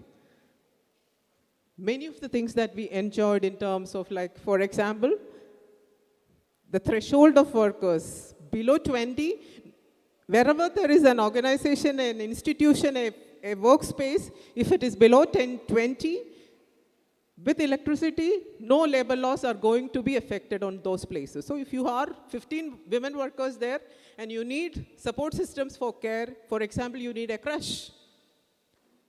But now the labor laws, no, it's not binding, it's not there to support you when you need a care. So, and care economy is like something that is like hot flashing in all over the international economy. Everywhere people are talking about care support. All over the world, people are talking about parental leave for fathers, like maternity leave, extending leave for fathers. Many countries, many developed countries have established parental leaves on par with the maternity leaves of mothers. So people are talking in terms of parental leaves. People are talking in terms of workplace facility to support women who have been undergoing reproductive tensions, reproductive issues, or post-reproductive period. All these things have been on discussions with regard to global care framework. At the same time, on the other side, there are care providers. Who are the care providers? When we understand us, so that is why I think many times this is not going together at a stretch. When people think about care, when the formal sector think about care as a right, establishing care as a right to employers, to the employers, by the employers and the management, it is one of the basic rights that as worker, that should be ensured to a female employee. How the system is envisioned is the biggest problem now. Last year in 2024, International Labour Organization has a special discussion on the rights of the care workers and also the rights of women as somebody who needs care. And how do we develop such a system so that women's needs to enter the labor force, to get support in the labor force? I was always happening as maybe as white collar workers, we may be able to afford to put our children in crushes or put our children in daycares or whatever it is. But when it comes to the majority of the women labor force in the country who are in the informal sector, who don't even have minimum wages, who don't have the infrastructure to support their care needs, the country has no such support. We are familiar about Anganwadis. Maybe some of you may be familiar about, you have heard about Palana Crush. That is one of the schemes the government has introduced to support working women with very young children from 0 to 3 years. But when the implementation of the systems comes, you know, for an Anganwadi to work, it works from 10 to 3. But a woman worker who works from 8:30 or 9 to 6 o'clock, how the system is going to support them is one of the biggest questions. We work a lot with domestic workers. Domestic workers are one of our major constituents in Seva. We have like around 5 lakhs of domestic workers that we work with. All of them, as you know, all of us have. Many of you are sitting here today peacefully because there would be somebody at our home supporting us, cooking for our families, or supporting your elderly or whoever it is, wherever you are from. But when we talk about the rights of these domestic workers who are supporting us, what about their care needs? Those who care for us, how do we support the care needs? So I think as people, that is something that I would like to share with you in the sense, as people working in formal and with the support of the women in the informal sector, how do we understand this binary, this division between formal and informal, and as women trying to get organized, trying to unionize as workers, how do we bring together the strengths of both formal and informal women in order to support the rights of both sectors? I think that is one of the biggest challenges that we face. So I think in the international care economy debate, when we talk, huge number of women migrate from this country to other countries in the care economy sector, maybe as nurses, maybe as home care people, maybe as domestic workers, maybe as cleaners. Huge numbers of people, huge numbers of women migrate from this country to other countries, especially to GCC, European countries, and US. And the situations of their maybe established nurses, they are very well organized, but other workers, they are not at all in terms of organized, they are not at all in terms of supported. No labor laws are there to support them. The immigration laws are so stringent that their rights are not at all realized at different pathways of migration, but they are care workers. They care for our people. They care for people who earn money to the country. So I think how do we understand this complexities within the workforce is very important for us in order to break the glass ceiling that we are talking about as women, as patriarchal victims. How are we trying to get us organized in that sense? That is very important for us. Then the question is leadership. All of you are leaders sitting here. How do we affirm our leadership is something very important. How many of women, I'm so happy that as in the report, Comrade Ambujam has clearly mentioned that women are in the leadership position of this union. I'm very happy to read it. But in reality, when you take in the leadership positions, women still in this country are fighting for equal rights in terms of political representation. And what is happening to, and when I looked at even the data from internationally to nationally, it is not only the question or it is not only the reality of India, but even in Europe, even in North America, even in Latin America, even in Asia, and coming to India, not more than 25% of women are in the top leadership positions in any of the leading no, financial positions, financial companies, banking positions, or public sector companies. Maximum 25 we can see. So, how do we stress for the leadership of women in our workplace is something very important that we have to talk about. Here again, I'm talking back from the glass ceiling. There is some glass ceiling. Many times we say that our meetings, sometimes it takes place after the working hours. How many women can stay for it? Many committees have happened overnight. How many women can stay for it?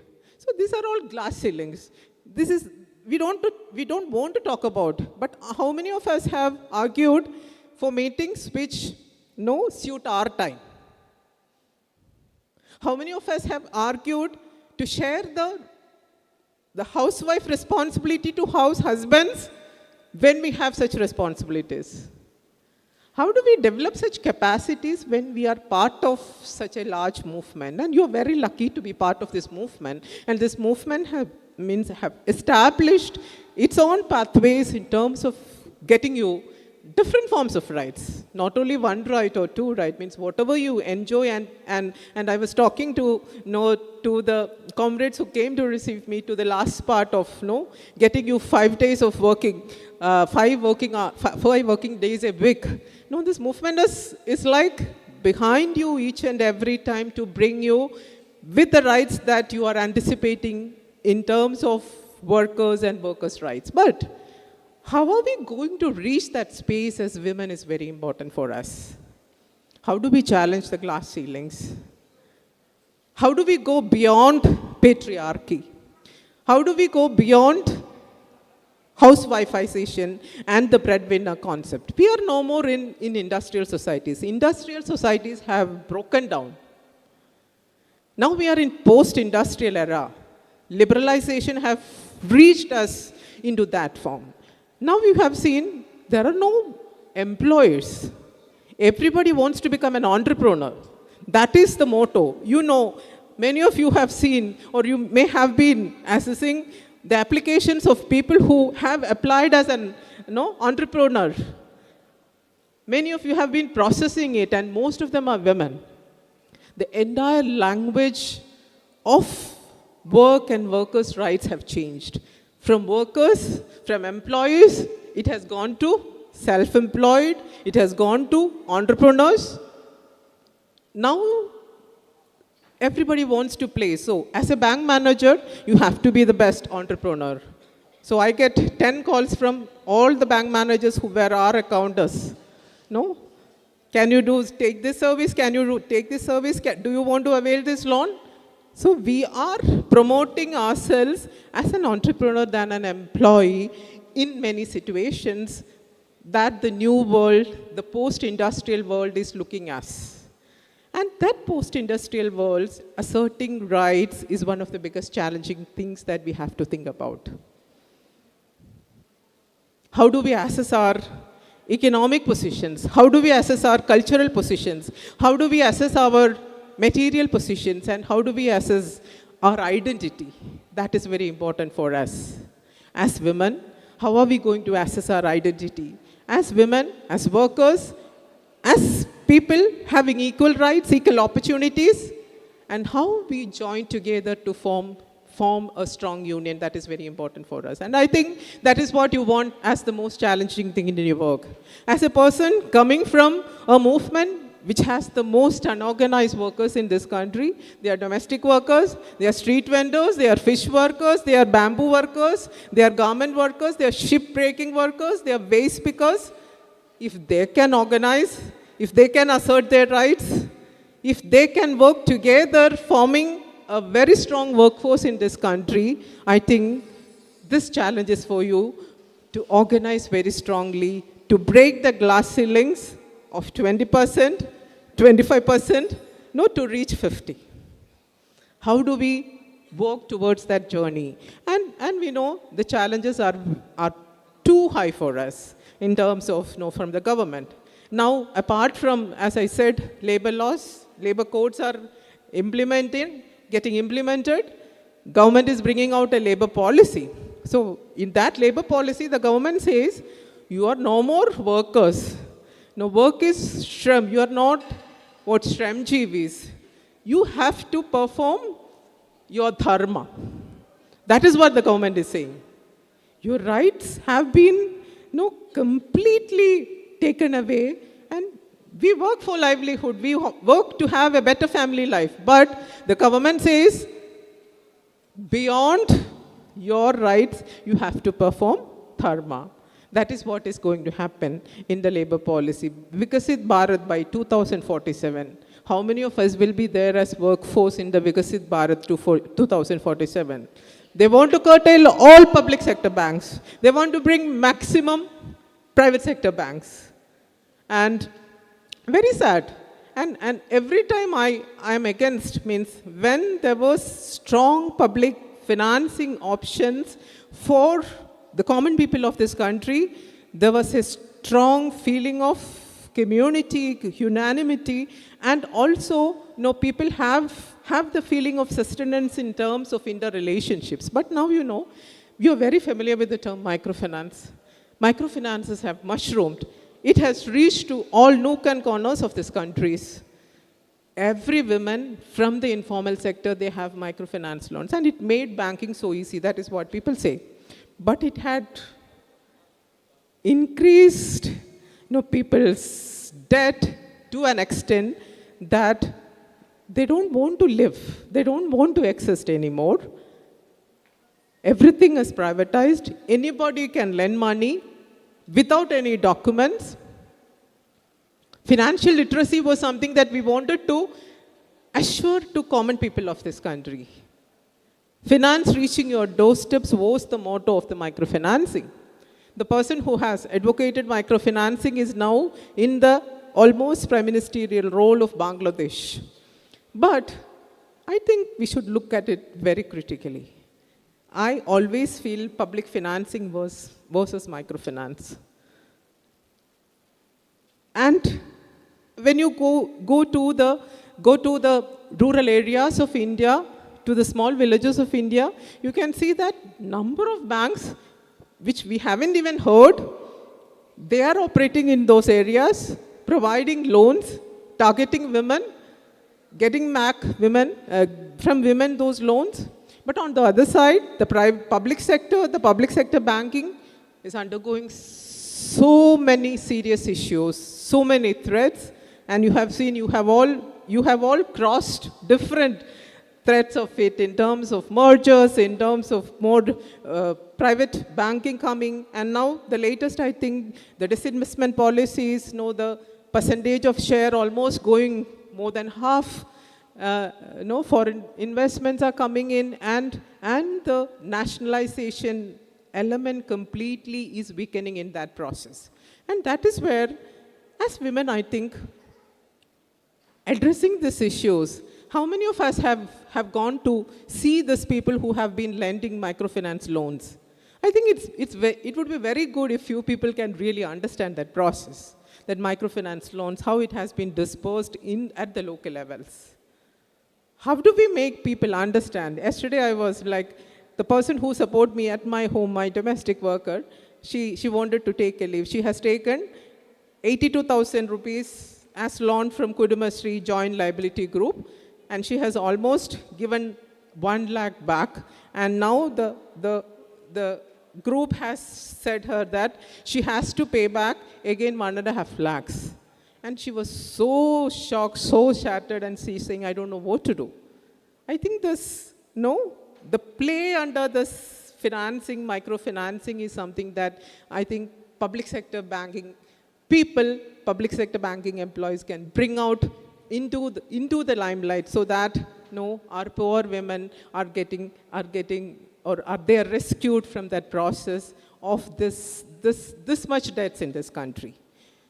So why I am stressing this is because in terms of responsibilities, in terms of leadership, in terms of challenging the dominant structure, in terms of challenging the draconian labor laws that is trying to kill us, that is trying to take away all the rights of us as workers, as women workers, how are we going to resist in this process is very important for us. So let us think about how do we bring together the notion of public?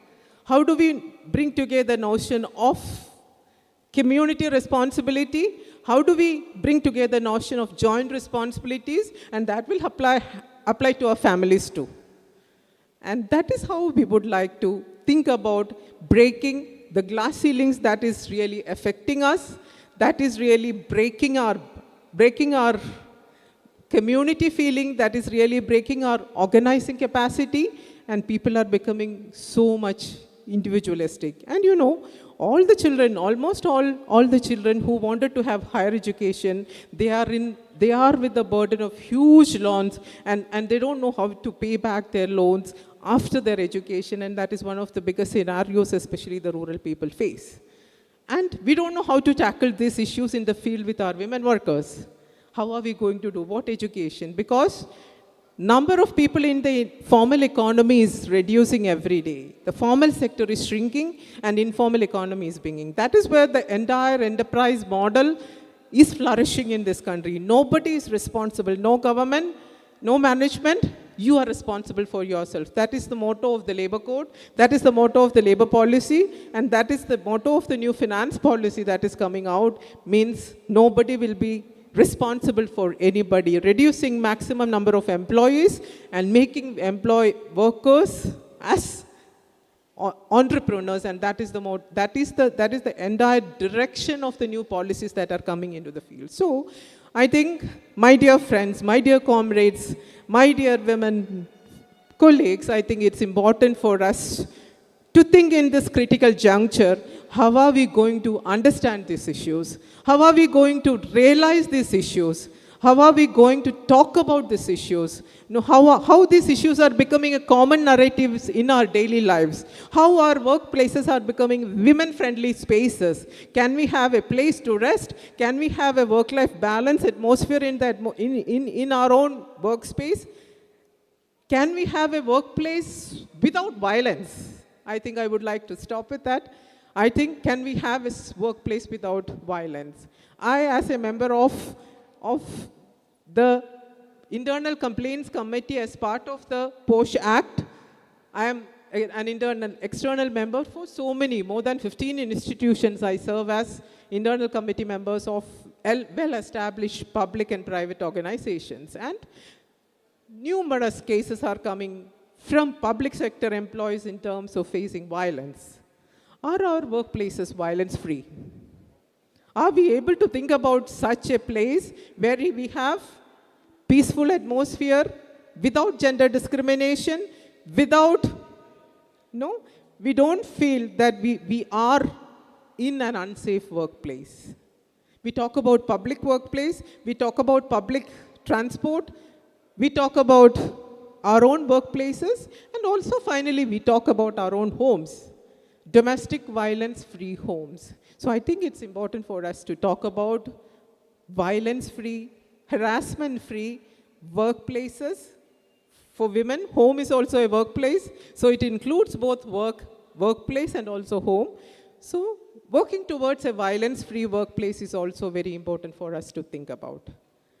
So, my dear friends, breaking the glass ceilings, we can do it. That is very strongly I want to stress.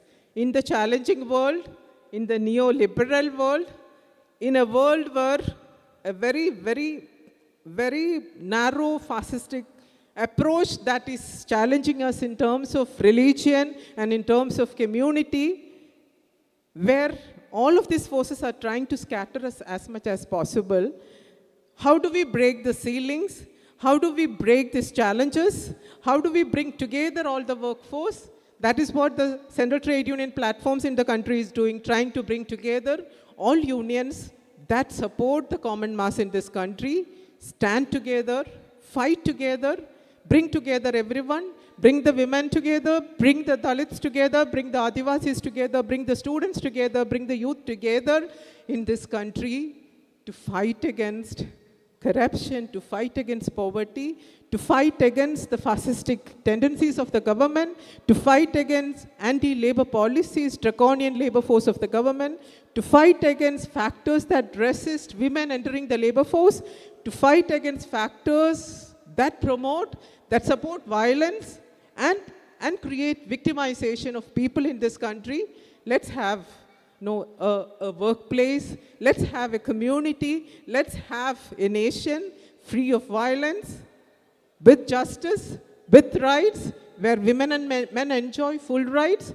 Next time when you meet, Federal Bank should be able to tell us that we have 50% women in our workforce. That should be our next step towards fighting towards this glass ceilings. And I hope as youngsters, you are many more years in this bank, and you will be leading the movement, and you will be supporting the next generation also who will be joining. And I know, I'm very sure you have your support from your male colleagues, your officers at all levels.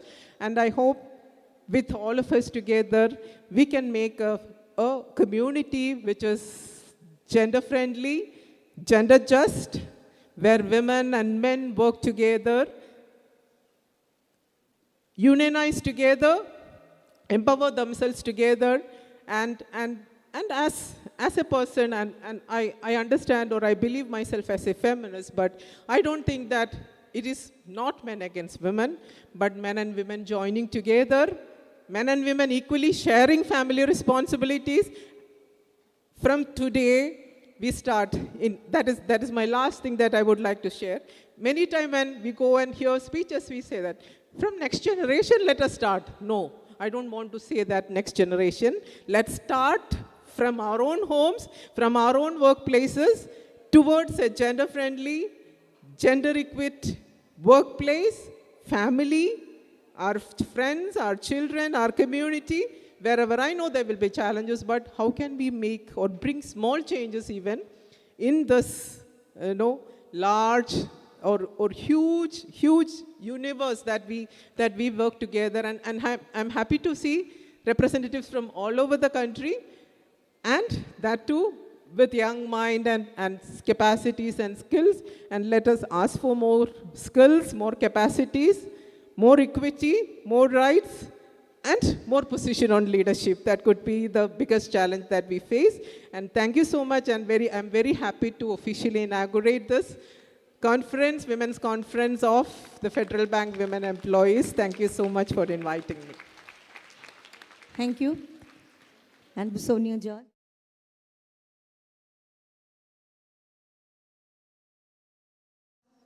We need one fighter umbrella for all the women of the world. That is the essence of his speech. And now we will honor Madam Sonia George on behalf of Federal Bank Employees Union. Please, big a great applause. Okay.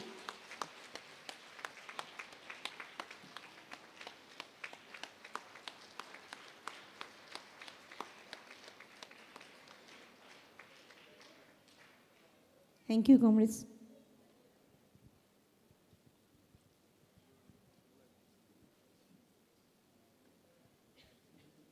Now, our General Secretary of Federal Bank Employees Union, Comrade Sujit Raju, will address.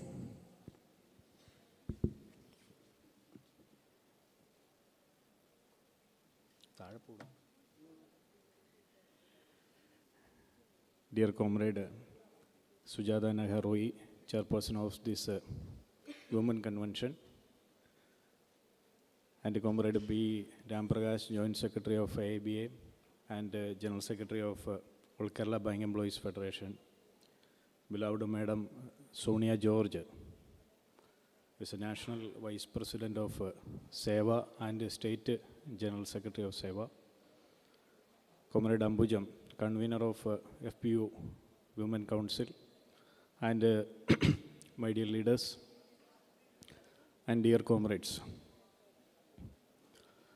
Now today we are very happy and in a rejoice mood that we could hold our women convention after a long period.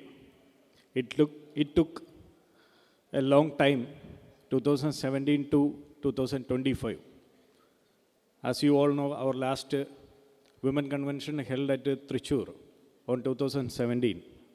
Now we are meeting here in 2025. So what is the reason?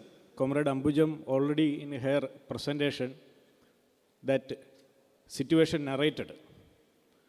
From 2016 onwards to almost 2024, last till even, we were on the field only. We all together, not separate women, not separate men, we all together as Federal Bank Employees Union, we fought against the atrocities of the management. That's why we couldn't get a time to hold our women convention. But we hoisted our last All India convention, All India conference, 30th All India conference there in Kottayam, and we deliberated, resolutions were made, and one of the important resolution adopted by the conference is to encourage and mobilize women comrades in the future. As per that decision, the first executive committee meeting of the union held at Alua, we decided to hold immediately women convention. That is what happening today. We are very happy to note that a miniature of India, you can see here, very small size, from Nagaland and from Northeast, from faraway centers, so many comrades, ladies comrades, young comrades are participating in our conference. This is very encouraging moment for us. What we thought to hold our women convention in a different pattern.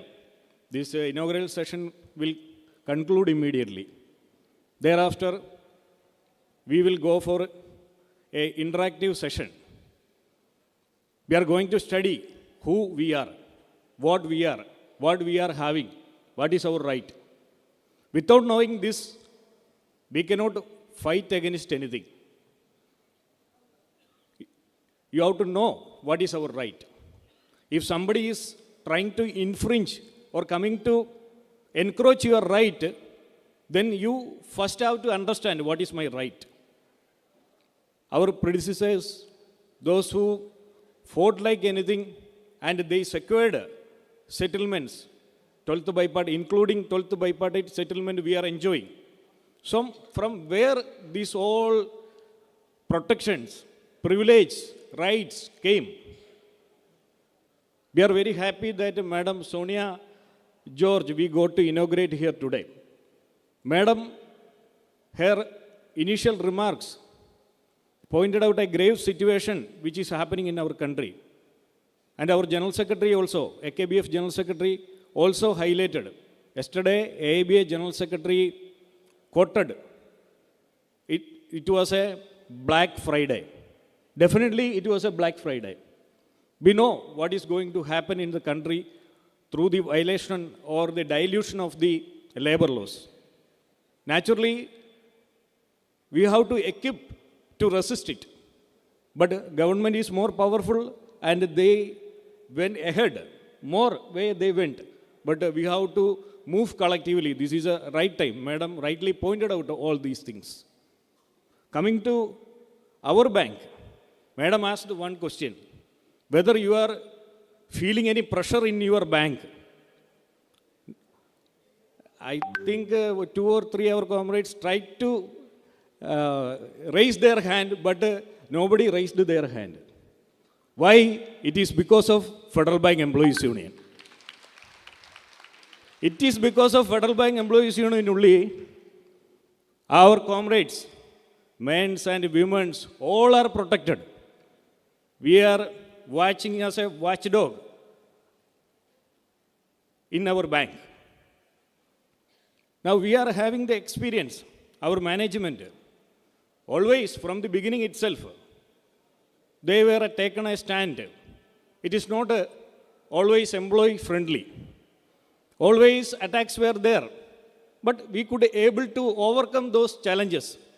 That was a wonderful experience. Among us, Comrade Pradima Narasimha Pujari, she is with us. Management suspended her. Management transferred her. Management tried to harass her. Union stood as a unity, all for one, one for all. Like we stood and we could able to challenge the management and Pradima Pujari. We undertook so many agitations, including Vahana Jadas, candlelight protest almost everywhere, nook and corners in the country. The story is some long back. I met some of our new comrades, less than 1 year service or nearer to 1 year service or 2 year service. They may not be aware about the fight undertaken by the Federal Bank Employees Union. We conducted so many agitation, and once management targeted our lady comrades, particularly union rose to the situation and we taken that challenge. Ultimately, management came and discussed, issue was settled, Comrade Pradima Pujari was reinstated. She is now working in Mumbai region. She is with us, she is here. She is our executive committee member. Not only Comrade Pradima Pujari, even Comrade Sri Vidya and other comrades. What was the situation before us? That management, they want all type of, as like a private management, in Federal Bank also, they want cheap laborers in bank. Cheap labor. What they are thinking that you are paying more salary, you are enjoying more your benefits. So why we have to give more salary to them? Why we want to give the maternity benefit to them? If they are taking some contract employees, outsourced employees, this duty will be due by them now. So now at present in our bank, some changes are coming. We are watching very seriously on those things. We were on agitation before last year. We were on agitation and we conducted so many programs. Management tried to stop our programs with some court orders. Once a time, union also was in a dilemma, in a stuck situation, how to decide.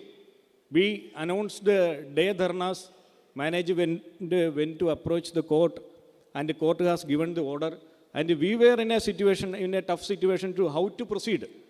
If we are going for a strike, giving the notice for within 14 days notice period, management will invoke the section 22 and the conciliation will start, then they will approach the court. Then we were in a difficult situation and boldly we taken a stand, we will hold our programs in holidays. What I use that word boldly means in Federal Bank, agitation means only on working days only. We will agitate. But now the management, they try to show those agitations before the court. These all are illegal agitations. Like that, we decided our programs in holidays. Inspiringly, with breaking all our expectations, our lady comrades came with their children and their family. These sight shaken the management. Ultimately, they came for the discussion. Now, through all out our programs, our lady comrades, whether it is joined earlier or new comrades, there was no separation on that. All our comrades joined in our all agitations. That is what we are now discussing with the management. Naturally, you may have some question in your mind. What is the discussion you are doing? Last 1 year, you are telling that you are discussing. There is no solution is coming. No solution. What you are discussing? You are not telling anything. But I will tell you what is our demands. 2 of our comrades were dismissed from the service with very flimsy reasons. It's a vindictive action only from the management side. They tried to contain the union. They stopped furnishing the details of check of details So many things, fundamental issues. Demands are there. And the internal settlement also, that was due. Our monetary aspect, loans, allowance, like that, that part also there. And while on our agitation, management attacked on our transfer policy. Here in Federal Bank only, we can say a transparent transfer policy is existing. Nobody having their own hand in that transfer policy. Management cannot violate the transfer policy. They cannot look the seniority of our comrades. With the eligibility, a transparent transfer policy defined here in Federal Bank. Now, management, what they are saying that they are having the super authority, power over service conditions, so they can transfer members. Likewise, they transferred some of our members. We agitated, and they came for the discussion. We met MD, new MD came. He's from Kotak Bank, but he invited us. We met him last week also. 2 days before, he invited and met him, and he advised the HR department to discuss with us. The discussions are going on. What is the important thing? Other issues, the initially disciplinary matters and the fundamental matters of the union, recruitment should be there. So many things are covering in our internal settlement, not only our benefits and these loans and benefits. All other things are there. Recruitment should be there. Clerical, sub-staff, part-time sweeper recruitment has to be there. Every time in our settlement, we are ensuring that. And in the departments, there are so many vacancies are there. So bank has to post permanent hands there. So many things that was there in our discussion. So now, I cannot tell all the things, but I'll tell you one thing. Our comrades suffered a lot. Comrade Manu, Comrade Sumit Nambiar, they were out of the service. But we will ensure both of will come to the service.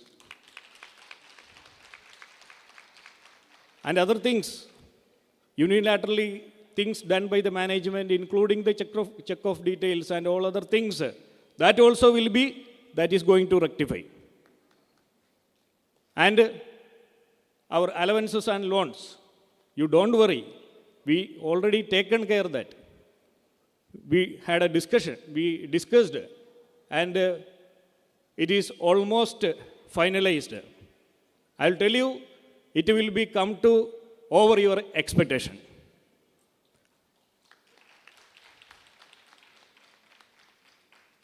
With this, whether we can conclude? Okay, now all other things they agreed and immediately you conclude. But a small issue is there.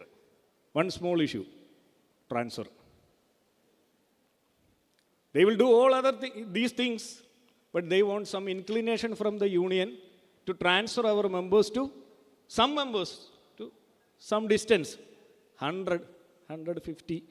Outside Kerala, 300 kilometers, likewise only. Kerala, 100. One proposal they given, and blatantly we rejected. And the second proposal is with me. I'm not going to publish here, but the second proposal which they given, that is with me. MD called us and he was explaining us the Blackstone investment, what is the peculiarity on the Blackstone investment. It is very different from the investment happened in the other CSB bank or RBL bank, like that. He tried to convince us it is a very good thing. Let's see whether it is good or bad. We will see. But he assured us that we will protect everything. Bank's character, this I wrote in the EGM communication. This is my circular. He printed out and given to us, and he read to us. And we told one thing only. Changes are okay. But if that changes are coming, that should protect the character of our bank, firstly. And secondly, the implication coming upon our members, like other investment and other banks. We have examples. CSB Bank, we are having the examples. If these strategies, changes are going to impact on our members, we will reciprocate immediately. There is no doubt about that. But we are seeing. And we asked to management, MD, on the discussion, so many things he told. We have to grow our capital, bank's share has to improve, so many things he told.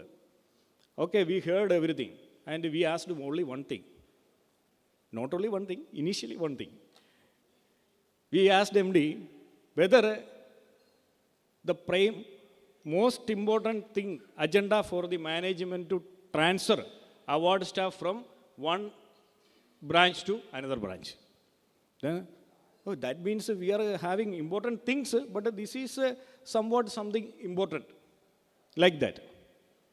So we told that there is no compromise on the transfer policy. There is a well-defined transfer policy. There is no quid pro quo discussion, nothing. We will say our members.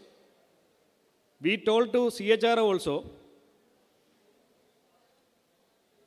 we will say our members, management agreed on other items, including their monetary loans, car loan, housing loan. Good amounts are there. I am not going to tell you. Car loan, housing loan, allowances, good allowance, good jump is there. So management is thinking that if our members are getting some paisa, some improvement, they will be very happy. So unfortunately, they misunderstood our members that I am very confident. I am asking you whether we can sign the settlement now, compromising on our transfer policy. You will get more housing loan. You will get more allowances. Car loan is very good. So this is what Federal Bank Employees Union, we will protect our everything. This is what the simple answer to you. Why the settlement is not there? We cannot. Now settlement will come when means management has to go back from their proposal and they have to sign the settlement with the union. That's the only solution. We told them we can discuss upon transfer policy in the cluster, inside the cluster. But nothing other than that. Now they are giving some proposals, new proposals. So if I am publishing that proposal, the situation will be very difficult. So what the union is feeling that we are capable. Union is capable to handle this situation. They are bargaining with the union to get the extract the maximum from our side. Because they are solving most important issues, no? Very, very important issues they are going to resolve. So something management wants. This is what. So let's see what is the development happening in coming days. If the management is going back from their proposal, definitely, immediately, next day, settlement will come. Otherwise, if they are sticking upon this point, we will release a circular accordingly. So then you will prepare to meet that challenges. That is a position now. I am not going to elaborate further upon that matter. Anyway, this is a important forum according to union. This is a very important forum. We are having confidence. We are having the focus that union can able to mobilize more than 1,000 comrades here. That you also understand. You can we can mobilize more than 1,000 or 1,500 comrades we can mobilize here. But the number of the comrades attending in this conference is very contained manner. Very less, 200, 250 only. That also you selected from the regional general body meetings, 5 comrades only selected. What is the purpose? What is the need? Because while meeting and we are making some speeches and you are hearing and some compliments also given, no? Good sari is there, bag is there, and good accommodation will get, and today evening some more cultural program, something will be there. Okay, you enjoy it. But ultimately, you should understand We all are working class. We all are part of the working class. We are earning our salary by selling our work, our effort. This is a principle of all workers. That is what we are together with the working class. We are striking. All India strike with all trade unions. We are working class. So the more challenges are coming, not only in our bank, even in the banking industry and as a in the country as a globe. So many challenges are coming. So we have to nurture and modify, and we have to get more comrades more leaders from your side. I am very much confident that the capable leaders are here. You are already working in different forums of your state, our state federation and our union also. Now, give away your hesitations. Come forward. Take this red flag. We all are with you. We will back up you. I am very confident that after this conference, you will get a renewed energy for moving forward. We hope this conference will meaningfully we can conclude. So with this, greetings. I am concluding. Thank you. Comrade Sujit Raju, General Secretary. Next, I am inviting Comrade Pinky S., Assistant Secretary, AKBF. Comrade Pinky.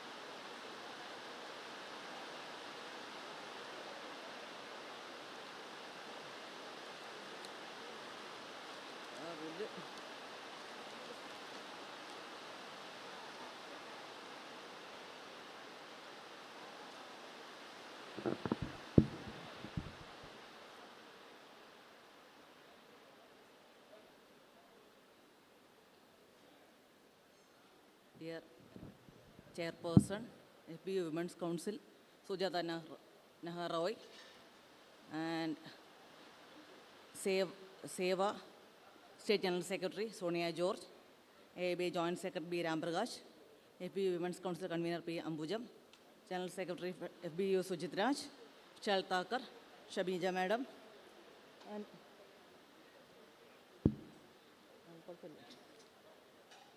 and all leaders and my dear friends. First of all, I would like to congratulate Prajita, Ramya, and Vimal for wonderfully conducting this program.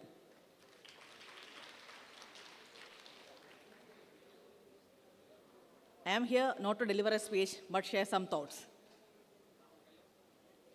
I appreciate all Chansi Ranis. I would like to say the word Chansi Rani. Chansi Rani is here for your commitment towards union and your banking, etc.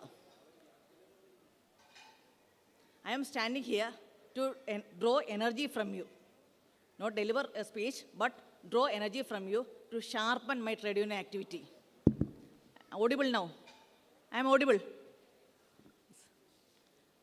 All of you know, number of women employees are much higher when compared to employees 2 decades before.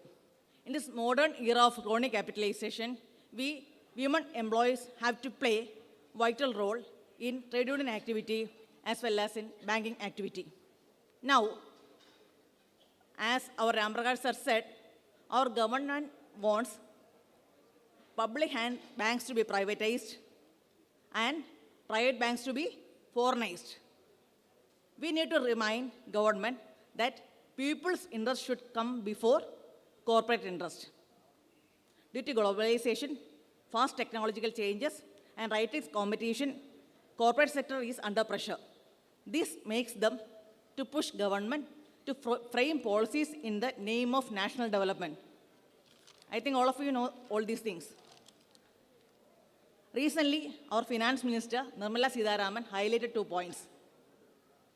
First, that although in 1969, bank nationalization helped increase in priority sector lending, it did not fully achieve financial inclusion. That Nirmala Sitharaman said. Second, She argued that complete government control over public sector banks made them less professional and less efficient. She believes that it is possible to balance efficiency with national and social goals, and that bringing in private and semi-private management will not harm financial inclusion. However, these viewpoints raise a serious concern for mass banking in India. This argument shows that government is heavily dependent on data provided by financial service providers themselves. To understand the real situation faced by ordinary people, there must be strong surveys, customers' feedback, and more ground-level data collection.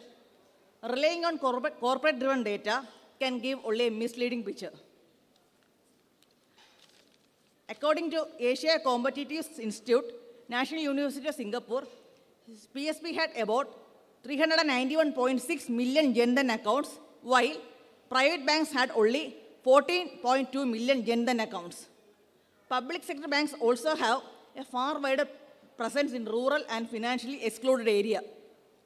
In a survey-based study, customers of PSB showed higher awareness and usage of banking service compared to customers of private banks.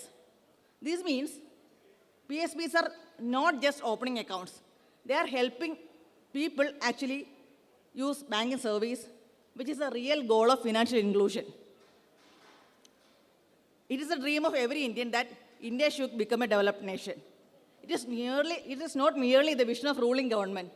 The trade union also share their aspiration as they work to protect workers' rights and ensure decent jobs and dignified lives without exploitation.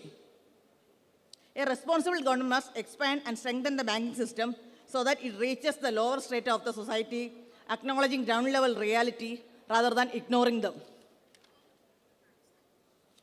It is the responsibility of trade union, progressive group to oppose the planned movement to consolidate and privatize public sector banks, institutes that are essential for an industry and developing nation. Can we make changes? Is it all possible? You believe? Can we make changes? Do you believe?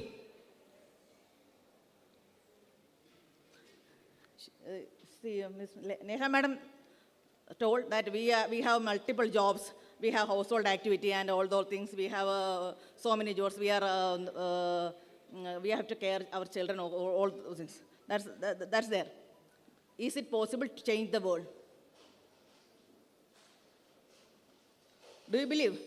Some people say that, yes, some people say. It is because of the people who question the existing system that we have achieved all the progress. We fought for independence. We gained independence. It is because of the fighting people. May I tell a story? No response from the audience. Yes. But it is not a story. It is happening in Iceland. It's not a story.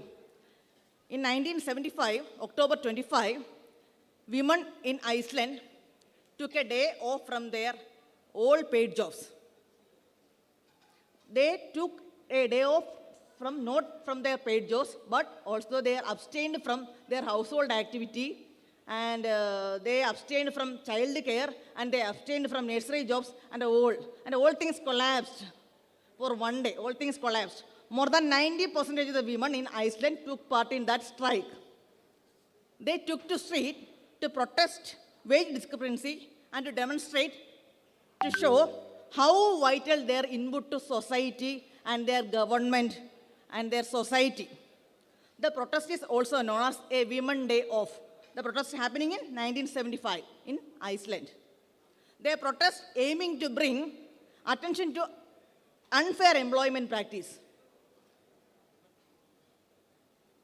In the following year, Iceland government passed a law aiming to equalize women's and men's rights. History is full of such examples.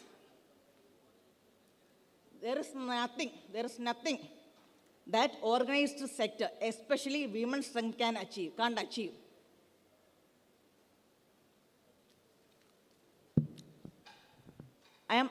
I hope that you should, I want to assure that you should all take energy, you should all draw energy from this conference, and should you all gather knowledge about your service conditions, your do's and don'ts, and you should fight with that energy against anti-labor policy, against the atrocities of management. I hope you can do all these things. You are very capable persons. You can do all these things. With these words, I conclude. Thank you. Thank you. Comrade Pinky.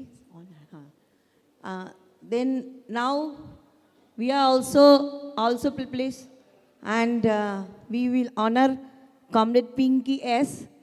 I will invite our comrades. Please come, Ambujam Srividya, and this is the time to honor.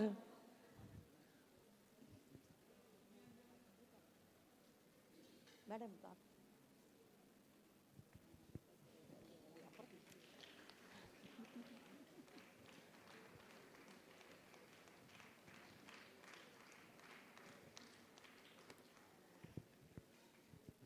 Thank you.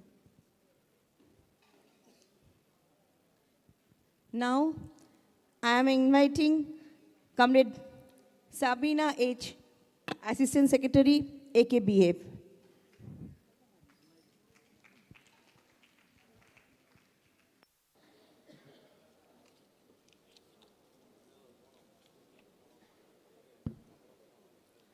Respected dignitaries on the dais and dear comrades, I am profoundly happy to have got an opportunity to participate in the Women's Convention here at Palakkad and exchange a few words. എനിക്ക് ഇംഗ്ലീഷിലൊന്നും വലിയ പിടിയില്ല, അതുകൊണ്ട് വലിയ പ്രസംഗത്തിനൊന്നും പ്രസക്തിയില്ല, I know. Foregone are the days when women were subject to oppression, denying fundamental rights. Some believed that it is the custom to be followed. Many male gender which come forward for the uplift of the women folk. Besides Sri Narayana Guru Ayyangale in Kerala, women leaders like Akkamma Cheriyan, Kuttimalu Amma, etc. raised their voice against these atrocities in the society. In Kerala, the drama written by V.T. Bhattathiripad, that is Adukkalayil Ninnu Arangathekku, from kitchen to open space, sparkled a social reform movement and led to women empowerment, especially in Kerala. They fought against patriarchy, forced marriage to elderly man, need for education, etc. Actually, it was a clash between tradition and modernity. Now, we don't feel much sufferings. That's we have got a trade union, a strong trade union in our sector also. But the trade union laws are now reformed. But challenges are still the low female labor force participation compared to education level, gender-based violence and safety concerns, wage disparities in traditional sectors, overburden of unpaid care work, some of them. Comrades, we must understand that women are not just beneficiaries, but drivers of socio-economic development. We have to go ahead miles, no time to rest. Our development story is incomplete without recognizing the pivotal role of its women participation. I stop here. Thank you all for hearing me. Thank you. Thank you. Now, we will honor Comrade Sabina H. Please come, madam. This side. Yes. On behalf of Federal Bank Women's FBU Women Wing, we are honoring Comrade Sabina. Please give a big hand. So many coffees, drinks, snacks are served by your comrades. Please. Okay. Thank you. Thank you.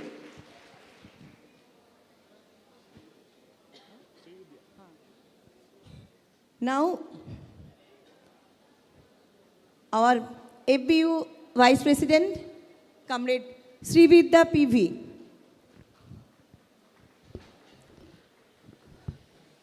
Convener of today's convention, Comrade Sujata Naharoy. Our Women Council Convener, Comrade Ambujam. our General Secretary, Comrade Sujit Raju, our AKBF General Secretary, Comrade Ram Prakash, and all other leaders on the dais and off the dais, and all the delegates who are attending this convention. So I think many young comrades are there this time for the convention. In the union's EC meeting, or the meeting we had decided, the first resolution, the first meeting, it was decided to hold a women convention. Then it was also thought that we should break the barriers, not like the earlier years. We want more women to come forward and take roles, and more responsibilities should be taken by women employees. So we thought of, that was what was decided. From each region, we are selected some persons only. That is, the number was limited. So what union wants, or we expect, more women comrades should come forward. You all know, number of persons, Vishal told that we are more number women comrades are there in our Federal Bank. So can we rest or just sit that our male colleagues are there?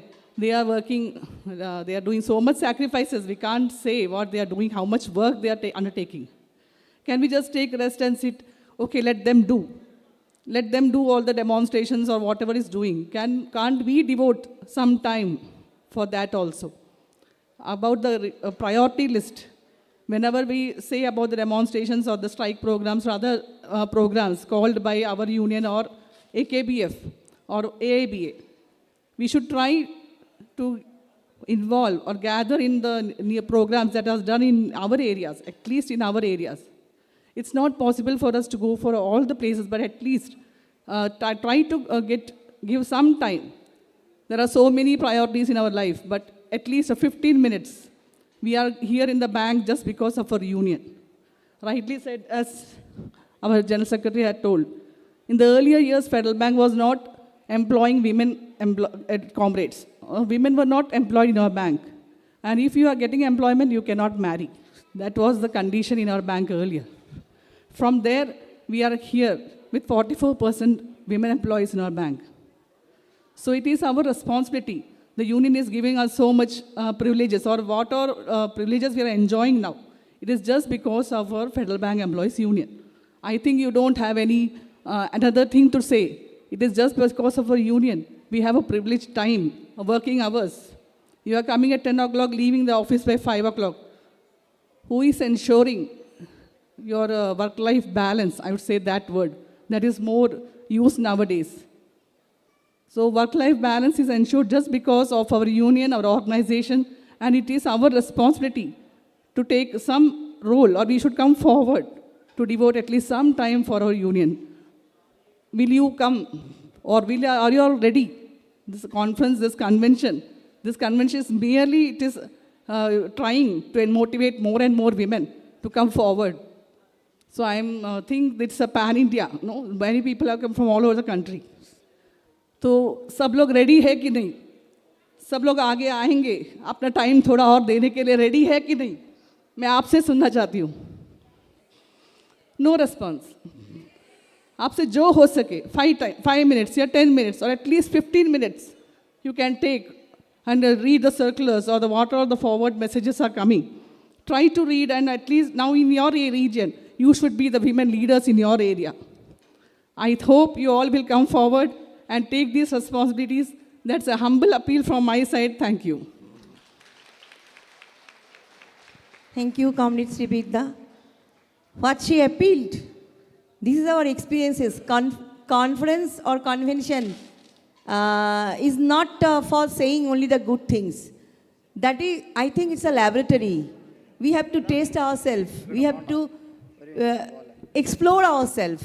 So, in futures and from today onwards, at least we should encourage our other women comrades, including you all, कि we should give, at least we should cut sometimes from our shopping or mall moving. We have to give some services to the organization. Our next speaker, our President, FBU Employees Union, Comrade Vishal Thakkar.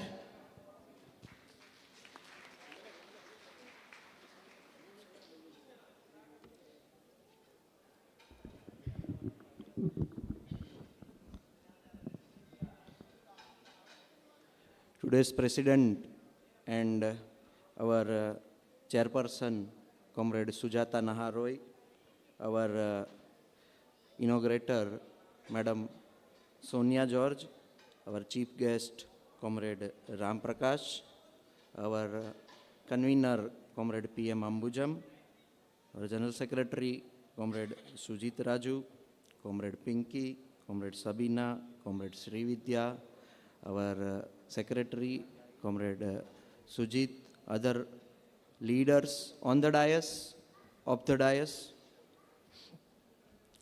Dear comrades, it is immense pleasure to hold this third women convention of Federal Bank Employees Union after a gap of 7 years. And as General Secretary,